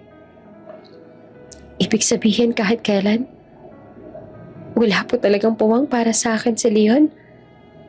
Tahimik lang ang kanyang ina, pero sapat na ang katahimikang iyon para masagot ang tanong. At nang gabing iyon, magdamag na umiyak si Ika. Hindi lang dahil sa hiya o takot, kundi dahil sa una niyang natutunang aral sa pag-ibig, na hindi lahat ng damdamin, kahit gaanong kalinis, ay maaaring ipaglaban. Tahimik na ang buong paligid. Tanging tunog ng mga kuliglig at mahinang hampas ng hangin sa bintana ang maririnig. Nasa hapag si Ika at ang kanyang ina. 2 tasa ng kape at nasa pagitan nila. Ngunit tila walang ganang inumin kahit alinman sa kanila. Matapos ang lahat ng pag-aming kagabi, ramdam pa rin ni Ika ang bigat ng katotohanan. Lalo na ngayong alam niya na ang buong katotohanan tungkol kay Leon, ang lalaking minahal niya ng palihim. At ngayon ay mas lalong hindi na maaabot kailanman. Ma, mahinahon niyang simula na halos pabulong. Mahal ko po si Leon. Napatingin sa kanyang ina. Mabigat ang tingin nito. Hindi dahil sa galit, kundi sa awa. Ika, napabuntong hininga ito. Alam kong hindi mo yan ginusto. Pero anak, minsan kahit mahal natin ng isang tao, hindi ibig sabihin ay sa atin na sila. Napaiyak si Ika, hawak-hawak ang tasa. Matagal ko na po siyang gusto, ma. Noon pa, bata pa lang ako. Tinitingnan ko lang siya mula sa malayo. Pero nang nakilala ko siya ng mas malalim, mas lalo ko siyang minahal. Lumapit ang kanyang ina. Hinaplos ang buhok niya. Alam ko anak, pero kailangan mong isipin ano bang mangyayari kung ipagpapatuloy mo yan. Si Leon may pamilya siya. May nakatakda na para sa kanya. Kung patuloy ka magmamahal, ikaw lang masasaktan. At baka pati siya, madamay sa gulong to. Hindi agad nakasagot si Ika. Ang mga salitang yon ay parang mga karayom na tumutusok sa dibdib niya. Pero alam niyang totoo. Alam niyang ang pag-ibig na ito ay walang patutunguhan. Isang damdaming ipinanganak sa maling pagkakataon.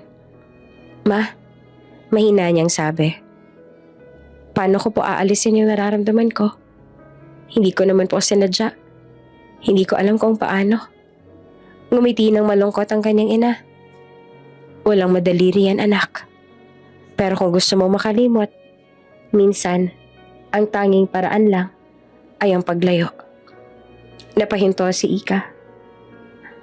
Lumayo? Tumango ang kanyang ina. Oo, kung mananatili ka sa mansyon, araw-araw mo siya makikita. Araw-araw mo maririnig ang pangalan niya. Paano mo makakayang magpanggap na ayos ka kung bawat tingin mo sa kanya ay paalala ng sakit? Matagal siyang natahimik. Tila pinakikinggan niya ang sarili niyang puso. Ang pusong gusto pang lumaban, pero alam niyang wala ng karapatang gawin iyon. Paglaon, dahan-dahan siyang tumango. Siguro nga ma, iyon ang tama. Lilisanin ko na lang ang mansyon. Nabigla man ang kanyang ina, kita sa mga mata nito ang pag-unawa. Anak, sigurado ka ba? Wala ka bang ibang mapupuntahan? Makakaraos po ako. Malalampasan ko rin lahat ng to. Sagot ni Ika na pilit ang ngiti. Ayoko pong maging dahilan ng gulo. Ayoko pong masira ang magiging pamilya ni Leon. Nang dahil lang sa akin. Niyakap siya ng ina niya ng mahigpit. Anak, hindi madali itong desisyon mo pero ipinagmamalaki kita dahil sa kabila ng sakit, pinili mo pa rin ang tama. Huminga ng malalim si Ika. Sa isip niya, naroon pa rin sa Leon. Ang kanyang ngiti, ang paraan ng pagsasalita, at ang bawat sandali nagpaparamdam ng saya sa kanya. Ngunit alam niya kailangan niyang pakawalan iyon. Bago siya matulog ng gabing iyon, tumingin siya sa bintana ng kanilang maliit na bahay. Doon marahan niyang bumulong sa hangin. Salamat Leon. Sa mga sandaling pinaniwala mo ko, maaari ako mahalin ng isang tulad mo, kahit sa panaginip lang. At kinabukasan sa pagsikat ng araw, Iyon na rin ang magiging simula ng bagong kabanata ng buhay ni Ika. Mabilis sa mga araw na lumipas mula nang umalis si Ika sa Resendez Mansion. Ang mga dati puno ng tawanan at sigla sa tuwing naroon siya ay tila naglaho. Ang mga bulaklak na siya mismo nag-aayos ay unti-unti nang nalanta. At kahit ang mga simpleng gawain ay tila may kulang. Hindi maipaliwanag ni Leon kung bakit ganoon na lang katahimikan ang paligid. Wala na ang boses sa palaging bumabati sa kanya tuwing umaga. Wala nang ngiting nagiging dahilan ng maayos niyang araw. Pilit niyang iniiwasang isipin pero bawat sulok ng mansyon ay parang paalala ni Ika. Sa kusina, sa hardin, maging sa hallway kung saan una silang nagkatinginan ng matagal. Hanggang sa isang araw, hindi na siya nakatiis. Hindi niya na kayang manatiling walang ginagawa. Kaya't isang hapon, kinausap niya ang ina ni Ika. Ano bang nais mong itanong, iho? Tanong nito sa kanya. Gusto ko lang ho sanang malaman kung nasan ho si Ika. Nais ko po sana siya makausap kahit sandali lang. Saglit na natahimik ang ginang. Sa loob-loob ng ina ni Ika, alam nitong darating din ang araw na hahanapin muli ni Leon ang anak niya. Pero alam din nito kung magtatagpong muli ang dalawa, mas lalo lang mahihirapan si Ika na kalimutan ang lahat. Huminga siya ng malalim bago nagsalita. Umalis si Ika, Leon. Napakunot ang binata. Umalis? Saan po siya nagpunta? Tutungo siya sa ibang bansa. Nakahanap na siya ng trabaho roon. Parang may kumurot sa dibdib ni Leon. Ibang bansa? Halos pabulong niyang ulit. Hindi siya makapaniwala. Hindi man lang siya nagpaalam sa akin. Ngumiti ng marahan ng ina ni Ika. Pilit na kalmado. Matagal niya ng pangarap yan, Sir Leon. Noon pa, sinasabi niya na gusto niya na makapagtrabaho sa labas ng bansa para sa mas malaking oportunidad. Baka nakalimutan lang niya na magpaalam sa'yo. Masyado kasi siyang abala sa paghahanda. Hindi naman agad nakasagot si Leon. Nakatitig lang siya sa lupa. Hawak-hawak ang sarili niyang palad na tila pinipigilan ng damdamin. Nakalimutan. Mahinang ulit niya na halos wala sa tono. Ganon lang. Sa mga sandaling iyon, napansin ng ginang ang lungkot sa boses ni Leon. Isang lungkot na tila hindi lang galing sa pagkakaibigan o pagkabigla. May lalim ito. May kirot na mahirap itago. Leon, mahinahon niyang sabi. Siguro ay mas mabuting hayaang makaalis na muna siya. Kailangan din niyang harapin ang bagong yugto ng buhay niya. Tumango si Leon. Pilit pinapakalma ang sarili. Opo, siguro nga. Ngunit habang naglalakad siya palayo sa bahay, hindi mawala sa isip niya mga sinabi ng ginang. Nakalimutan na lang magpaalam. Hindi niya alam kung alin ang mas masakit. Ang hindi man lang siya piniling sabihin ni Ika bago ito umalis. O ang katotohanang baka nga talaga ay wala lang sa kanyang lahat ng nangyari sa pagitan nila. At mula noon kahit na anong gawin niya, hindi na muling nawala sa isip ni Leon ang tanong na paulit-ulit bumabalik sa kanya. Mahalaga ba talaga ako kay Ika? O isa lang akong pahinang tinapos niya nang walang babala? Tahimik ang umaga sa probinsya ng ama ni Ika, malayo sa ingay ng lungsod at sa magarang mundo ng Resendez Mansion. Dito sa bahay ng kaniyang tita, bawat araw ay mabagal ngunit payapa. At sa bawat paghinga niya, sinusubukan niyang kalimutan ang mga alaala ni Leon. Ngunit minsan, kahit gaano pang kalayo, hindi mo rin kayang takasan ang kirot na nakaraan. Isang hapon, dumating ang tawag mula sa kanyang ina. Tahimik silang nag-usap sa kabilang linya at doon ay nalaman ni Ika na hinanap pala siya ni Leon. Anak, wika niyang ina sa kabilang linya. Nilapitan at kinausap ako kanina ni Leon. Tinanong niya ako kung nasaan ka. Halatang halata sa boses niya nag-aalala. Parang may kumislot sa dibdib ni Ika. Hindi niya alam kung bakit, pero tila may maliit na pag-asang sumibol sa puso niya. Talaga po? Mahina niyang tanong. Hinahanap niya ako? Oo, sagot ng ina.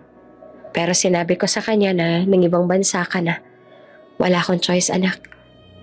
Alam kong pag malaman niyang andito ka lang sa bansa, baka puntahan ka niya at mas lalo ka lang na mahirapan. Matagal naman na natahimik si Ika bago nakasagot. Salamat po, Nay. Alam ko po ang tamang ginawa ninyo. Ngumiti naman ang ina, bagaman may lungkot din sa tinig. Mas mabuti na to, anak. Kailangan mo munang paghilumin ng puso mo. Kaya muli, pinilit ni Ika na kalimutan ang lahat. Araw-araw ay tumutulong siya sa bahay ng kanyang tita. Nag-aalaga ng mga halaman. Nagluluto, tumutulong sa maliit na tindahan. Ngulit sa gabi, kapag siya'y mag-isa na, paulit-ulit niyang tinatanong ang sarili.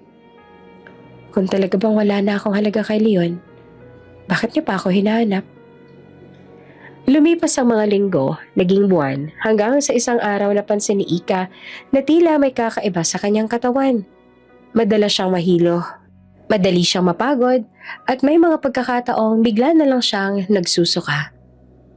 Aba, Ika, puna ng kanyang tita isang umaga habang naghuhugas sila ng pinggan. Ilang araw ka nang ganyan? Baka naman may sakit ka. Umiling siya, bahagyang kinakabahan. Hindi ko po alam, tita. Siguro pagod lang ako. Ngunit napansin ng kanyang tita ang paraan ng pagkakahawak niya sa tiyan at ang tila kakaibang kislap sa mga mata nito ay nagbigay sa kanya ng kaba. Ika, mahinahon nitong sabi. Magpa-check up ka na lang kaya. Baka hindi lang simpleng pagod yan. Kinabukasan, magkasama silang nagpunta sa klinika. Tahimik si Ika habang hinihintay ang resulta. Kinutuban ito pero ayaw isipin ang mga posibilidad. Habang hinihintay niya ang doktor, paulit-ulit niyang iniisip si Leon. Ang huling gabing magkasama sila. Ang halik, ang yakap, at kung paanong pagkatapos noon ay tila naglaho na ang lahat. Pagbalik ng doktor, dala na nito ang isang papel at isang banayad ng ngiti. Miss Ika, mahinahang wika nito. Wala kang sakit. Pero may magandang balita ako. Ikaw ay nagdadalang tao. Namutla si Ika. Nanigas ang kanyang mga kamay habang hawak ang papel. Po? Halos hindi niya maibuka ang bibig. Buntis po ako? Tumango ang doktor. May lambing sa tinig. Oo. Base sa pagsusuri, nasa 5 linggo na ang pagbubuntis mo. Hindi na nakasagot si Ika. Pakiramdam niya ay tumigil ang mundo. Ang tinig ng doktor ay nagiging mahina. Ang paligid ay parang umiikot hanggang sa maramdaman niyang marahang hinawakan siya ng kanyang tita sa balikat. Ika, bulong ng kanyang tita. Magiging okay din ang lahat. Ngunit sa loob-loob ni Ika, alam niyang mula sa araw na iyon, wala na makakabalik sa dati. Ang lihim na tinatago nila ni Leon, ang isang gabing hindi nila inasahan, ay nagbunga ng isang buhay na kailangan niyang harapin ng mag-isa. At habang tahimik siyang umiiyak sa dilim ng gabi, isa lang ang paulit-ulit na tanong sa isip niya. Paano ko sasabihin kay Leon na may anak na siya sa akin? Kung siya mismo, hindi na ako hinahanap. Lumipas ang mga linggo at si Ika ay patuloy na nananatili sa probinsya ng kanyang ama. Sa bawat araw na dumaraan, mas lalong lumilitaw ang katotohanang dala niya sa kanyang sinapupunan ang bunga ng isang gabing hindi nila kailanman inasahan ni Leon. Pinilit niyang maging matatag araw-araw, bumabangon. Nagtutulong siya sa bahay ng kanyang tita at pilit na ngumingiti kahit mabigat ang dibdib. Ngunit sa tuwing nararamdaman niya ang bahagyang pagkilos sa kanyang tiyan, hindi niya maiwasang mapaluha. Anak, mahina niyang bulong habang nakatingin sa langit. Patawarin mo ako kung hindi ko pa alam kung paano kitang palakihin. Pero pangako, hindi kita pababayaan. Ayaw niyang malaman ng ibang tao ang tungkol sa kanyang kalagayan, lalo na't maliit lang ang baryo. Ang tanging nakakaalam lamang ay ang kanyang magulang at ang pamilya ng tita niya, na kapwa piniling huwag sabihin kahit kanino. Alam ni Ika na sa oras na kumalat ito, hindi lang siya mapapahamak, kundi pati na rin ang pangalan ni Leon, na anak ng mayamang pamilya na nagbigay sa kanila ng kabuhayan. Kaya't sa bawat tawag ng kanyang ina, iisa lang ang bili nito. Mag-ingat ka, anak. At kung kaya mong itago pa sandali, gawin mo. Hindi pa ito ang tamang panahon. Samantala, sa kabilang dako naman ng Maynila, si Leon naman ay tila hindi mapalagay. Makailang ulit niya nang sinubukang ibaling ang isip sa trabaho. Ngunit sa bawat oras sa mag-isa siya, bumabalik sa alaala niya ang mga ngiti ni Ika. Ang inosente nitong tawa, ang paraan ng pagtiting nito sa kanya, at ang huling gabing magkasama sila. Hindi niya alam kung bakit, pero tuwing naiisip niya ito, may kung anong kirot na bumabalot sa dibdib niya. Bakit hindi ko siya makalimutan? Tanong niya sa sarili habang nakatingin sa kawalan. Dapat ay tapos na yun. Dapat ay wala na siyang nararamdaman. Pero sa bawat araw na lumilipas, mas lalo lamang siyang naguguluhan. May mga gabing hindi siya makatulog at sa gitna ng katahimikan ay tila naririnig niya pa rin ang tinig ni Ika. Ang mga simpleng salitang minsan ay nagbibigay ng aliwalas sa magulong mundo niya. Leon, huwag mong kalimutang magpahinga. Isang simpleng paalala pero ngayon ay tila kumakaba ang puso niya sa tuwing maaalala ito. Minsan, tinanong siya ng kanyang ina habang kumakain sila ng almusal. Anak, napansin ko madalas kang tahimik nitong mga araw. May problema ba? Umiling siya at pinilit ng umiti. Wala naman po, ma. Pagod lang siguro. Ngunit sa loob-loob niya, alam niya hindi lang pagod ang dahilan. May kulang, may nawawala. At sa bawat araw na hindi niya nakikita si Ika, mas lalo niyang nararamdaman iyon. Samantala sa probinsya, habang pinagmamasdan ni Ika ang paglubog ng araw, marahan niyang hinaplos ang kanyang tiyan. Anak, mahina niyang sabi. Kung sakaling tanungin mo balang araw kung nasaan ang papa mo, sana maintindihan mo hindi ko siya sinisisi. Hindi niya alam. At sa malayong lungsod, sa parehong sandali, si Leon ay nakatingin din sa parehong papalubog na araw mula sa bintana ng kanyang kondo. Hindi niya alam kung bakit biglang sumikip ang dibdib niya o kung bakit may luha siyang pinunasan agad bago pa ito tuluyang tumulo.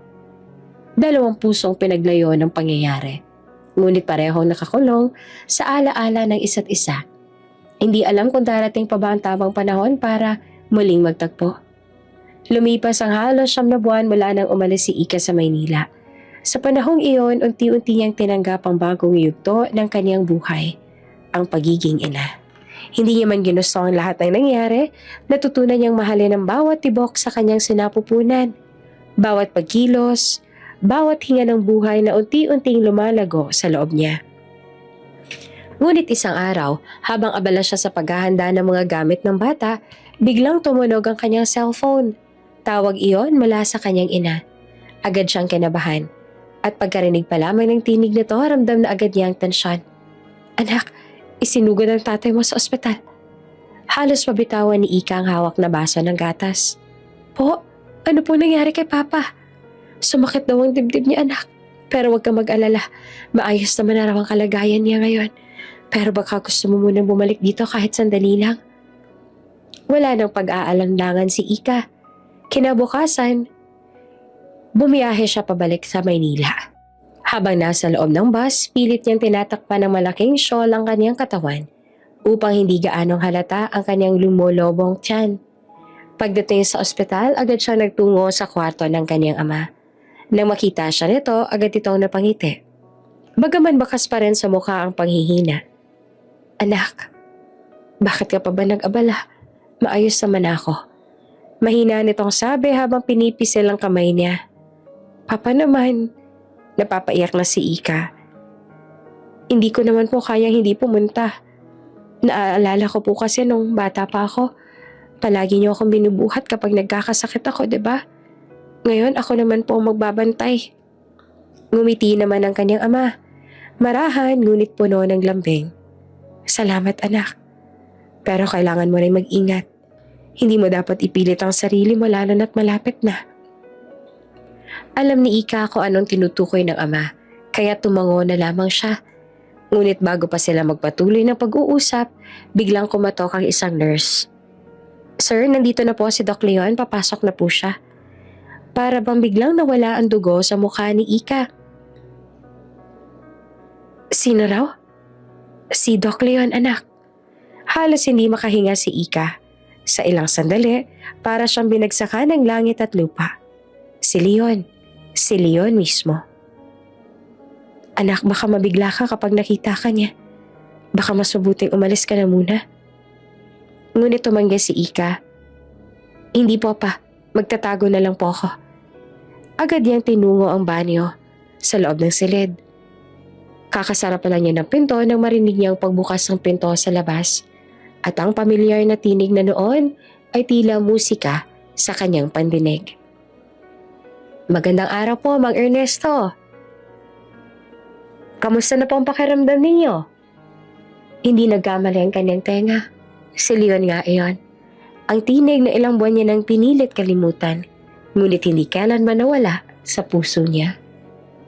Ayos na ako, Dok. Sabi naman ng kanyang ama. Salamat sa pag-aalala. Ikaw nga ang dapat na mag-ingat, mukhang lagi kang puyat. Narinig ni Ika ang mahinang tawa ni Leon. Trabaho lang po, Mang Ernesto. Alam niyo naman, sanay na ako sa puyat. Sumilip si Ika ng bahagya sa maliit na siwang ng pinto. At sa sandaling iyon, halos bumalik lahat ng mga alaala. Ang mga ngiti nito, ang mga kabaitan, ang paraan ng pagtitig na minsan ay nakapagpatibok ng kanyang puso. Ngayon ay nakasuot ito ng puting coat, matikas pa rin, marangal. Ngunit sa likod ng lahat ng yon, ramdam ni Ika ang bigat na bumabalot sa dibdib niya. Andito siya, sa wakas. Pero hindi ko siya pwedeng lapitan. Marahan niyang pinunasan ng luha bago ito tuluyang bumagsak. Sa labas narinig niya pa rin ang pag-uusap nila. Magaan, may halakak pa nga. Ngunit para kay Ika, bawat tunog ng boses ni Leon ay parang isang paalala ng nakaraan na pilit niya nang nililibing. Habang tinitingnan niya ito mula sa maliit na siwang ng pinto, mahigpit niyang hinawakan ng tiyan niya at mahina niyang ibinulong. Anak, siya ang iyong ama. At doon, tahimik siyang lumuha. Habang ang lalaking minamahal niya ay minsan niyang tinawag sa isip bilang langit, ay naroroon lang sa kabilang panig ng pintuan. Hindi man lang alam na nasa isang silid lang silang muli. Tahimik na ang buong ospital dahil malalim na rin ang gabi. Ngunit ang katahimikan na iyon ay nabasag ng sigaw ng isang nurse. Doc, emergency! Halos pasigaw na tawag ng isang nurse sa dali-daling lumapit sa kanya. Anong nangyari? Tanong ni Leon. May pasyente po sa labor room, critical. Kailangan pong i-undergo ng CS. Hindi po makontak si Doc Rivera, kayo na lang po ang available ngayon. Hindi na nag-aksaya ng oras si Leon. Mabilis siya nagpalit ng gloves, nagmask at agad na pumasok sa operating room. Nakasanayan niya na ang ganito mga sitwasyon. Ang adrenaline, ang focus, ang kabog ng dibdib sa pagitan ng buhay at kamatayan. Pero sa sandaling iyon, hindi niya alam na higit pa sa profesional na tungkulin ang hihintayin sa kanya sa loob. Pagpasok niya, bumungad ang pamilyar na mukha ng pasyente. Maputla, pawisan, at hirap na hirap sa sakit. Si Ika. Nanlaki ang mga mata ni Leon. Parang huminto ang pag-inog ng mundo. Nanlamig ang kanyang mga kamay. At para bang hindi siya makahinga sa bigat ng sandaling iyon. Doc, ready na po ang pasyente. Sigaw ng nurse. Walang kamalay-malay sa alo ng emosyon na gumugulong sa dibdib ni Leon. Hindi siya nakapagsalita. Tiningnan niya si Ika, ang babaeng pilit niyang kinalimutan, ngunit gabi-gabi niyang inaalala. Ang babaeng bigla na lang nawala at ngayon ay nasa harap niya, nanganganak. Mabilis siyang nilabanan ng pagkabigla. Kailangan niyang kumilos. Siya ang doktor, buhay ng ina at bata ang nakataya. Scalpel. Malamig ngunit nanginginig niyang utos. Habang tumatakbo ang operasyon, ramdam niya ang pag-igting ng dibdib niya sa bawat tibok ng puso ni Ika. Sa bawat sigaw ng sakit na pinipigilan nito ang ilabas. At nang marinig ang unang iyak ng sagol, parang biglang bumigat ang mundo. Isang batang lalaki. Malusog at hindi niya maalis ang titig dito. May kung anong pakiramdam ng koneksyon sa puso niya. Parang may tali. Hindi niya alam kung bakit. Pero ramdam niya ito. Nang matapos ang operasyon, lumabas muna si Leon. Nanginginig pa rin ang mga daliri. Nilapitan siya ng ina ni Ika na may luha sa mga mata. Salamat, Doc. Kung hindi dahil sa inyo, baka umiling siya. Ginawa ko lang ang tungkulin ko, ma'am. Pero hindi niya naman mapigilang itanong. Bakit hindi niyo sinabi sa akin na bumalik na pala si Ika? At nabuntis siya?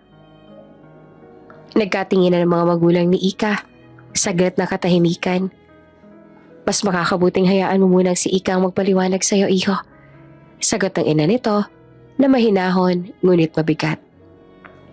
Tumango na lamang si Leon, ngunit hindi maitago ang kalituhan sa kanyang mukha.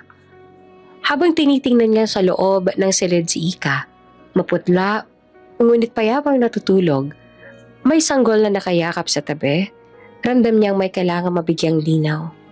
At sa lalim ng gabi, habang nakaupo siya sa hallway ng ospital, ang tanong na paulit-ulit sa isip niya ay, bakit parang ako rin ang ama? Mabigat ang talukap ni Ika. Parang may alon sa ingay ng paligid, mahinang ugong ng makina. Mabagal na tiktak ng orasan at halimuyak ng antiseptic na nagpahiwatig na nasa ospital pa rin siya. Dahan-dahan niyang iminulat ang kanyang mga mata at ang unang sumalubong sa kanya ay ang malamlam na ilaw ng silid at ang mahina ngunit buhay na iyak ng sanggol. Ilang segundo bago tuluyang sumingkit ang kanyang noo.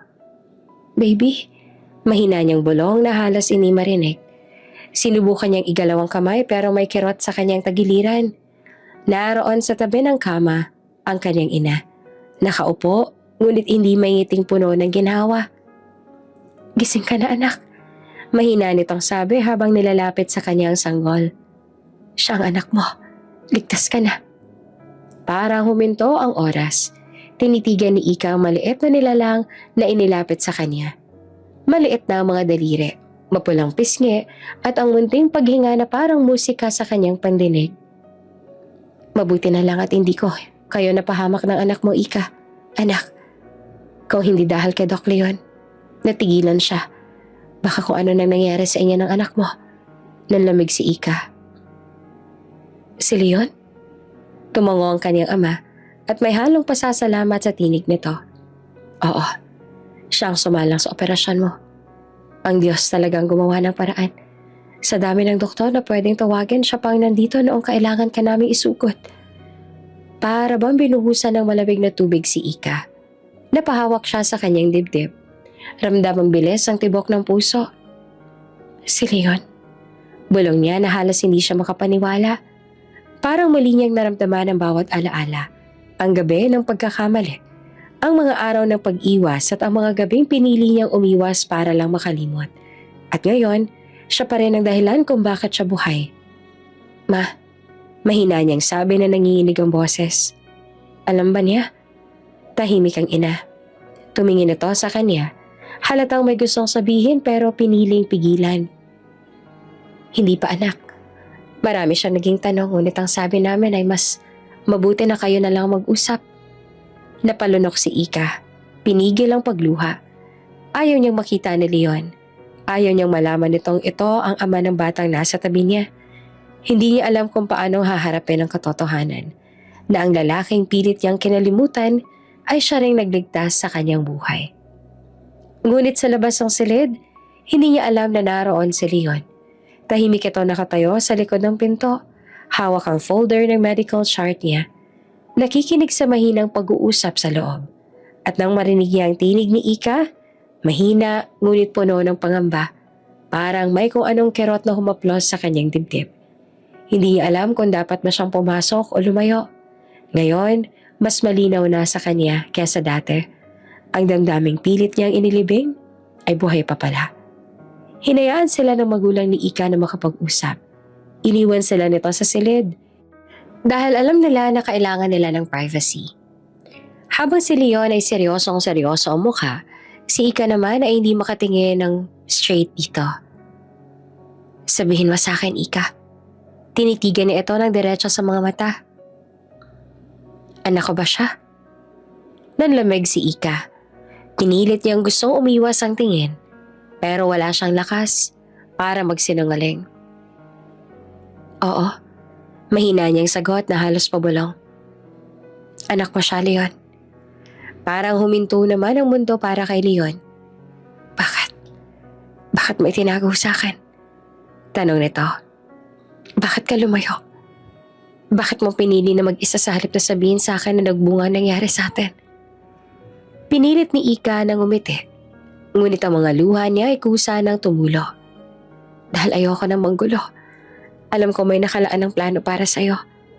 Alam kong ikakasal ka na sa babaeng pinili ng mga magulang mo. At ayoko masira yon.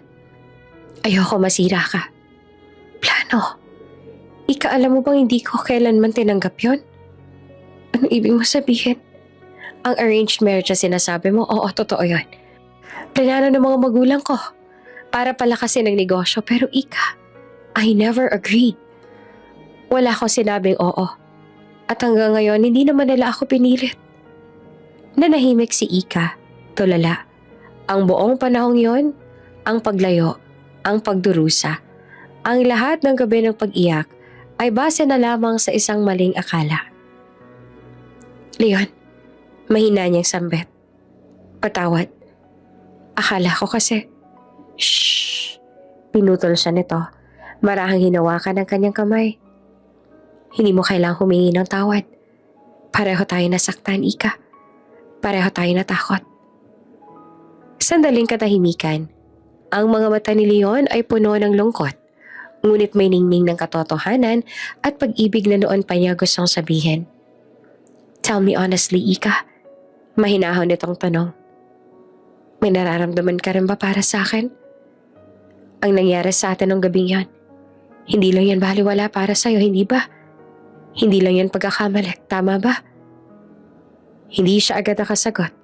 Tumigil ang kanyang tingin sa sahig. At sa loob ng ilang segundo, ay tanging tibok ng puso lamang ang maririnig. At sa wakas, dahan-dahan siyang tumango. Oo, matagal na. Matagal na ako may nararamdaman. Napangiti si Leon. Mapait, ngunit totoo. You should have stayed, Ika. Hindi ka sana umalis. Baka napakasalan kita bago pa man isilang ang anak natin. Natigilan siya. Halos hindi siya makapaniwala. Anong ibig mong sabihin? Tinitigan siya ni Leon ng diretsyo. Walang pag-aalinlangan. I'm saying I love you, Ika. Mahal kita noon pa man. At kahit wala ka ng 9 na buwan, kahit araw-araw akong pilitin kalimutan ka, hindi ko nagawa. I kept thinking of you. About us. Napaiyak si Ika. Hindi niya alam kung dahil ba sa saya o panghihinayang. Ngunit ramdam niyang nabunutan siya ng tinik sa dibdib. Leon. Lumapit si Leon at parahang hinaplos ang kanyang pisngi. Everything was just a misunderstanding. Sabi nito, kung nakapag-usap lang tayo noon, hindi sana tayo nagkahiwalay ng ganitong katagal. At sa gitna ng katahimikan, tanging iyak ng kanilang anak sa kabilang silid ang pumuno sa hangin. Parang paalala na sa kabila ng lahat ng sakit, ay may isa silang dahilan para magsimulang muli. Ang umagang iyon ay tila ba may ibang liwanag. Sa unang pagkakataon, matapos ang mahabang panahon ng mga luha, pangamba at pagtatago, si Ika ay nakaramdam ng kakaibang katahimikan. Katabi niya sa silid ang anak nila ni Leon, mahimbing na natutulog, at sa tabi ng kama, naroon din si Leon, tahimik na pinagmamasa ng munting nilalang na bunga ng kanilang pagmamahalan. Nakatitig lamang si Leon sa anak nila, tila ayaw alisin ng tingin. Ang kanyang mga mata ay puno ng pagkamangha, ng saya at ng panata. Hindi ko akalain, mahina niyang sabi na halos pabulong, na makikita ako ang sarili ko sa ganitong paraan bilang ama. Lumingon si Leon sa kanya at marahang lumapit. Wala na akong balak panghayaan na mawala kay sa akin. Hindi na. Hinawakan niyang kamay ni Ika na parang takot itong muli na lang nagpaglaho. Maninindigan ako, Ika. Hindi lamang bilang ama, kundi bilang taong nagmamahal sa'yo. Lumipas ang ilang araw at dumating ang araw na pinakilala ni Leon si Ika at ang kanilang anak sa kanyang mga magulang. Kinakabahan si Ika. Nanginginig pa nga ang kanyang mga kamay, ngunit kasama niya naman si Leon at iyon lamang ang lakas na kailangan niya. Pagpasok nila sa malawak na sala ng Resendez Mansion, sinalubong sila ng ama't ina ni Leon. Hindi niya inasahan ang mga ngiting iyon. mga ngiting puno ng pagtanggap at hindi ng panghuhusga. Anak, sabi ng ginang sabay lapit kay Ika. Walang dahilan para mag-alala ka. Nalaman na namin ang lahat. At gusto naming malaman mo, buong suporta kami sa inyo ni Leon. Napahagulgol si Ika, sabay yumuko bilang paggalang. Pasensya na po. Hindi ko po sinasadyang itago. Ngunit agad siyang pinigilan ng ginang. Wala kang kailangang ipaliwanag at ihingi ng tawad sa amin, Iha. Wala rin magaganap na arranged marriage. Matagal na namin binawi iyon dahil gusto naming masunod ang puso ng anak namin. Napatingin si Leon sa kanyang mga magulang. Halatang nabunutan ng tinik. Salamat po, Ma. Pa, hindi niyo alam kung gaano ko po itong pinahahalagahan. Ngumiti ang ama niya. Marahang tumango. Anak, ang totoo niyan masaya kami para sa inyo. Kung saan ka masaya, doon din kami masaya. Lahat ng ito ay para sa pamilya. Ngayon may sarili ka na ring pamilya. Alagaan mo sila. At doon tuluyan ang napayakap si Leon kay Ika. Mahigpit at puno ng pagmamahal. Ramdam nilang pareho na sa wakas, natapos na ang mahabang panahong puno ng takot at pagdududa. Lumipas ang mga buwan at unti-unti nang bumuo sila ng bagong yugto ng kanilang buhay. Bilang isang pamilya. Madalas silang dalhin ng anak nila sa hardin ng mansyon kung saan unang namunga ang lihim nilang pag-ibig noon. Ngunit ngayon, wala nang lihim, wala nang takot. Tanging pagmamahal at pangako na lamang. Habang pinagmamasa nila ang paglubog ng araw, marahang sinabi ni Leon, "Ito na siguro yung tinatawag nilang tamang panahon." Ngumiti si Ika at nakasandal sa kanya. Matagal lang tayong inikot ng tadhana, pero dinala pa rin tayo sa isa't isa. At sa sandaling iyon, sa ilalim ng langit na kulay gintong kahel, sabay silang natawa, sabay ding napaluha. Sapagkat alam na lang, matapos ang lahat ng sugat, paglayo at pagkatakot, ang kanilang pag-ibig ay tuluyan ng nagwagi. Bago ka pa lang sa channel neto, ibang kwento ni Ate Jane, istorya mo, ikwento ko. Huwag kalimutang pindutin ang notification bell at subscribe button.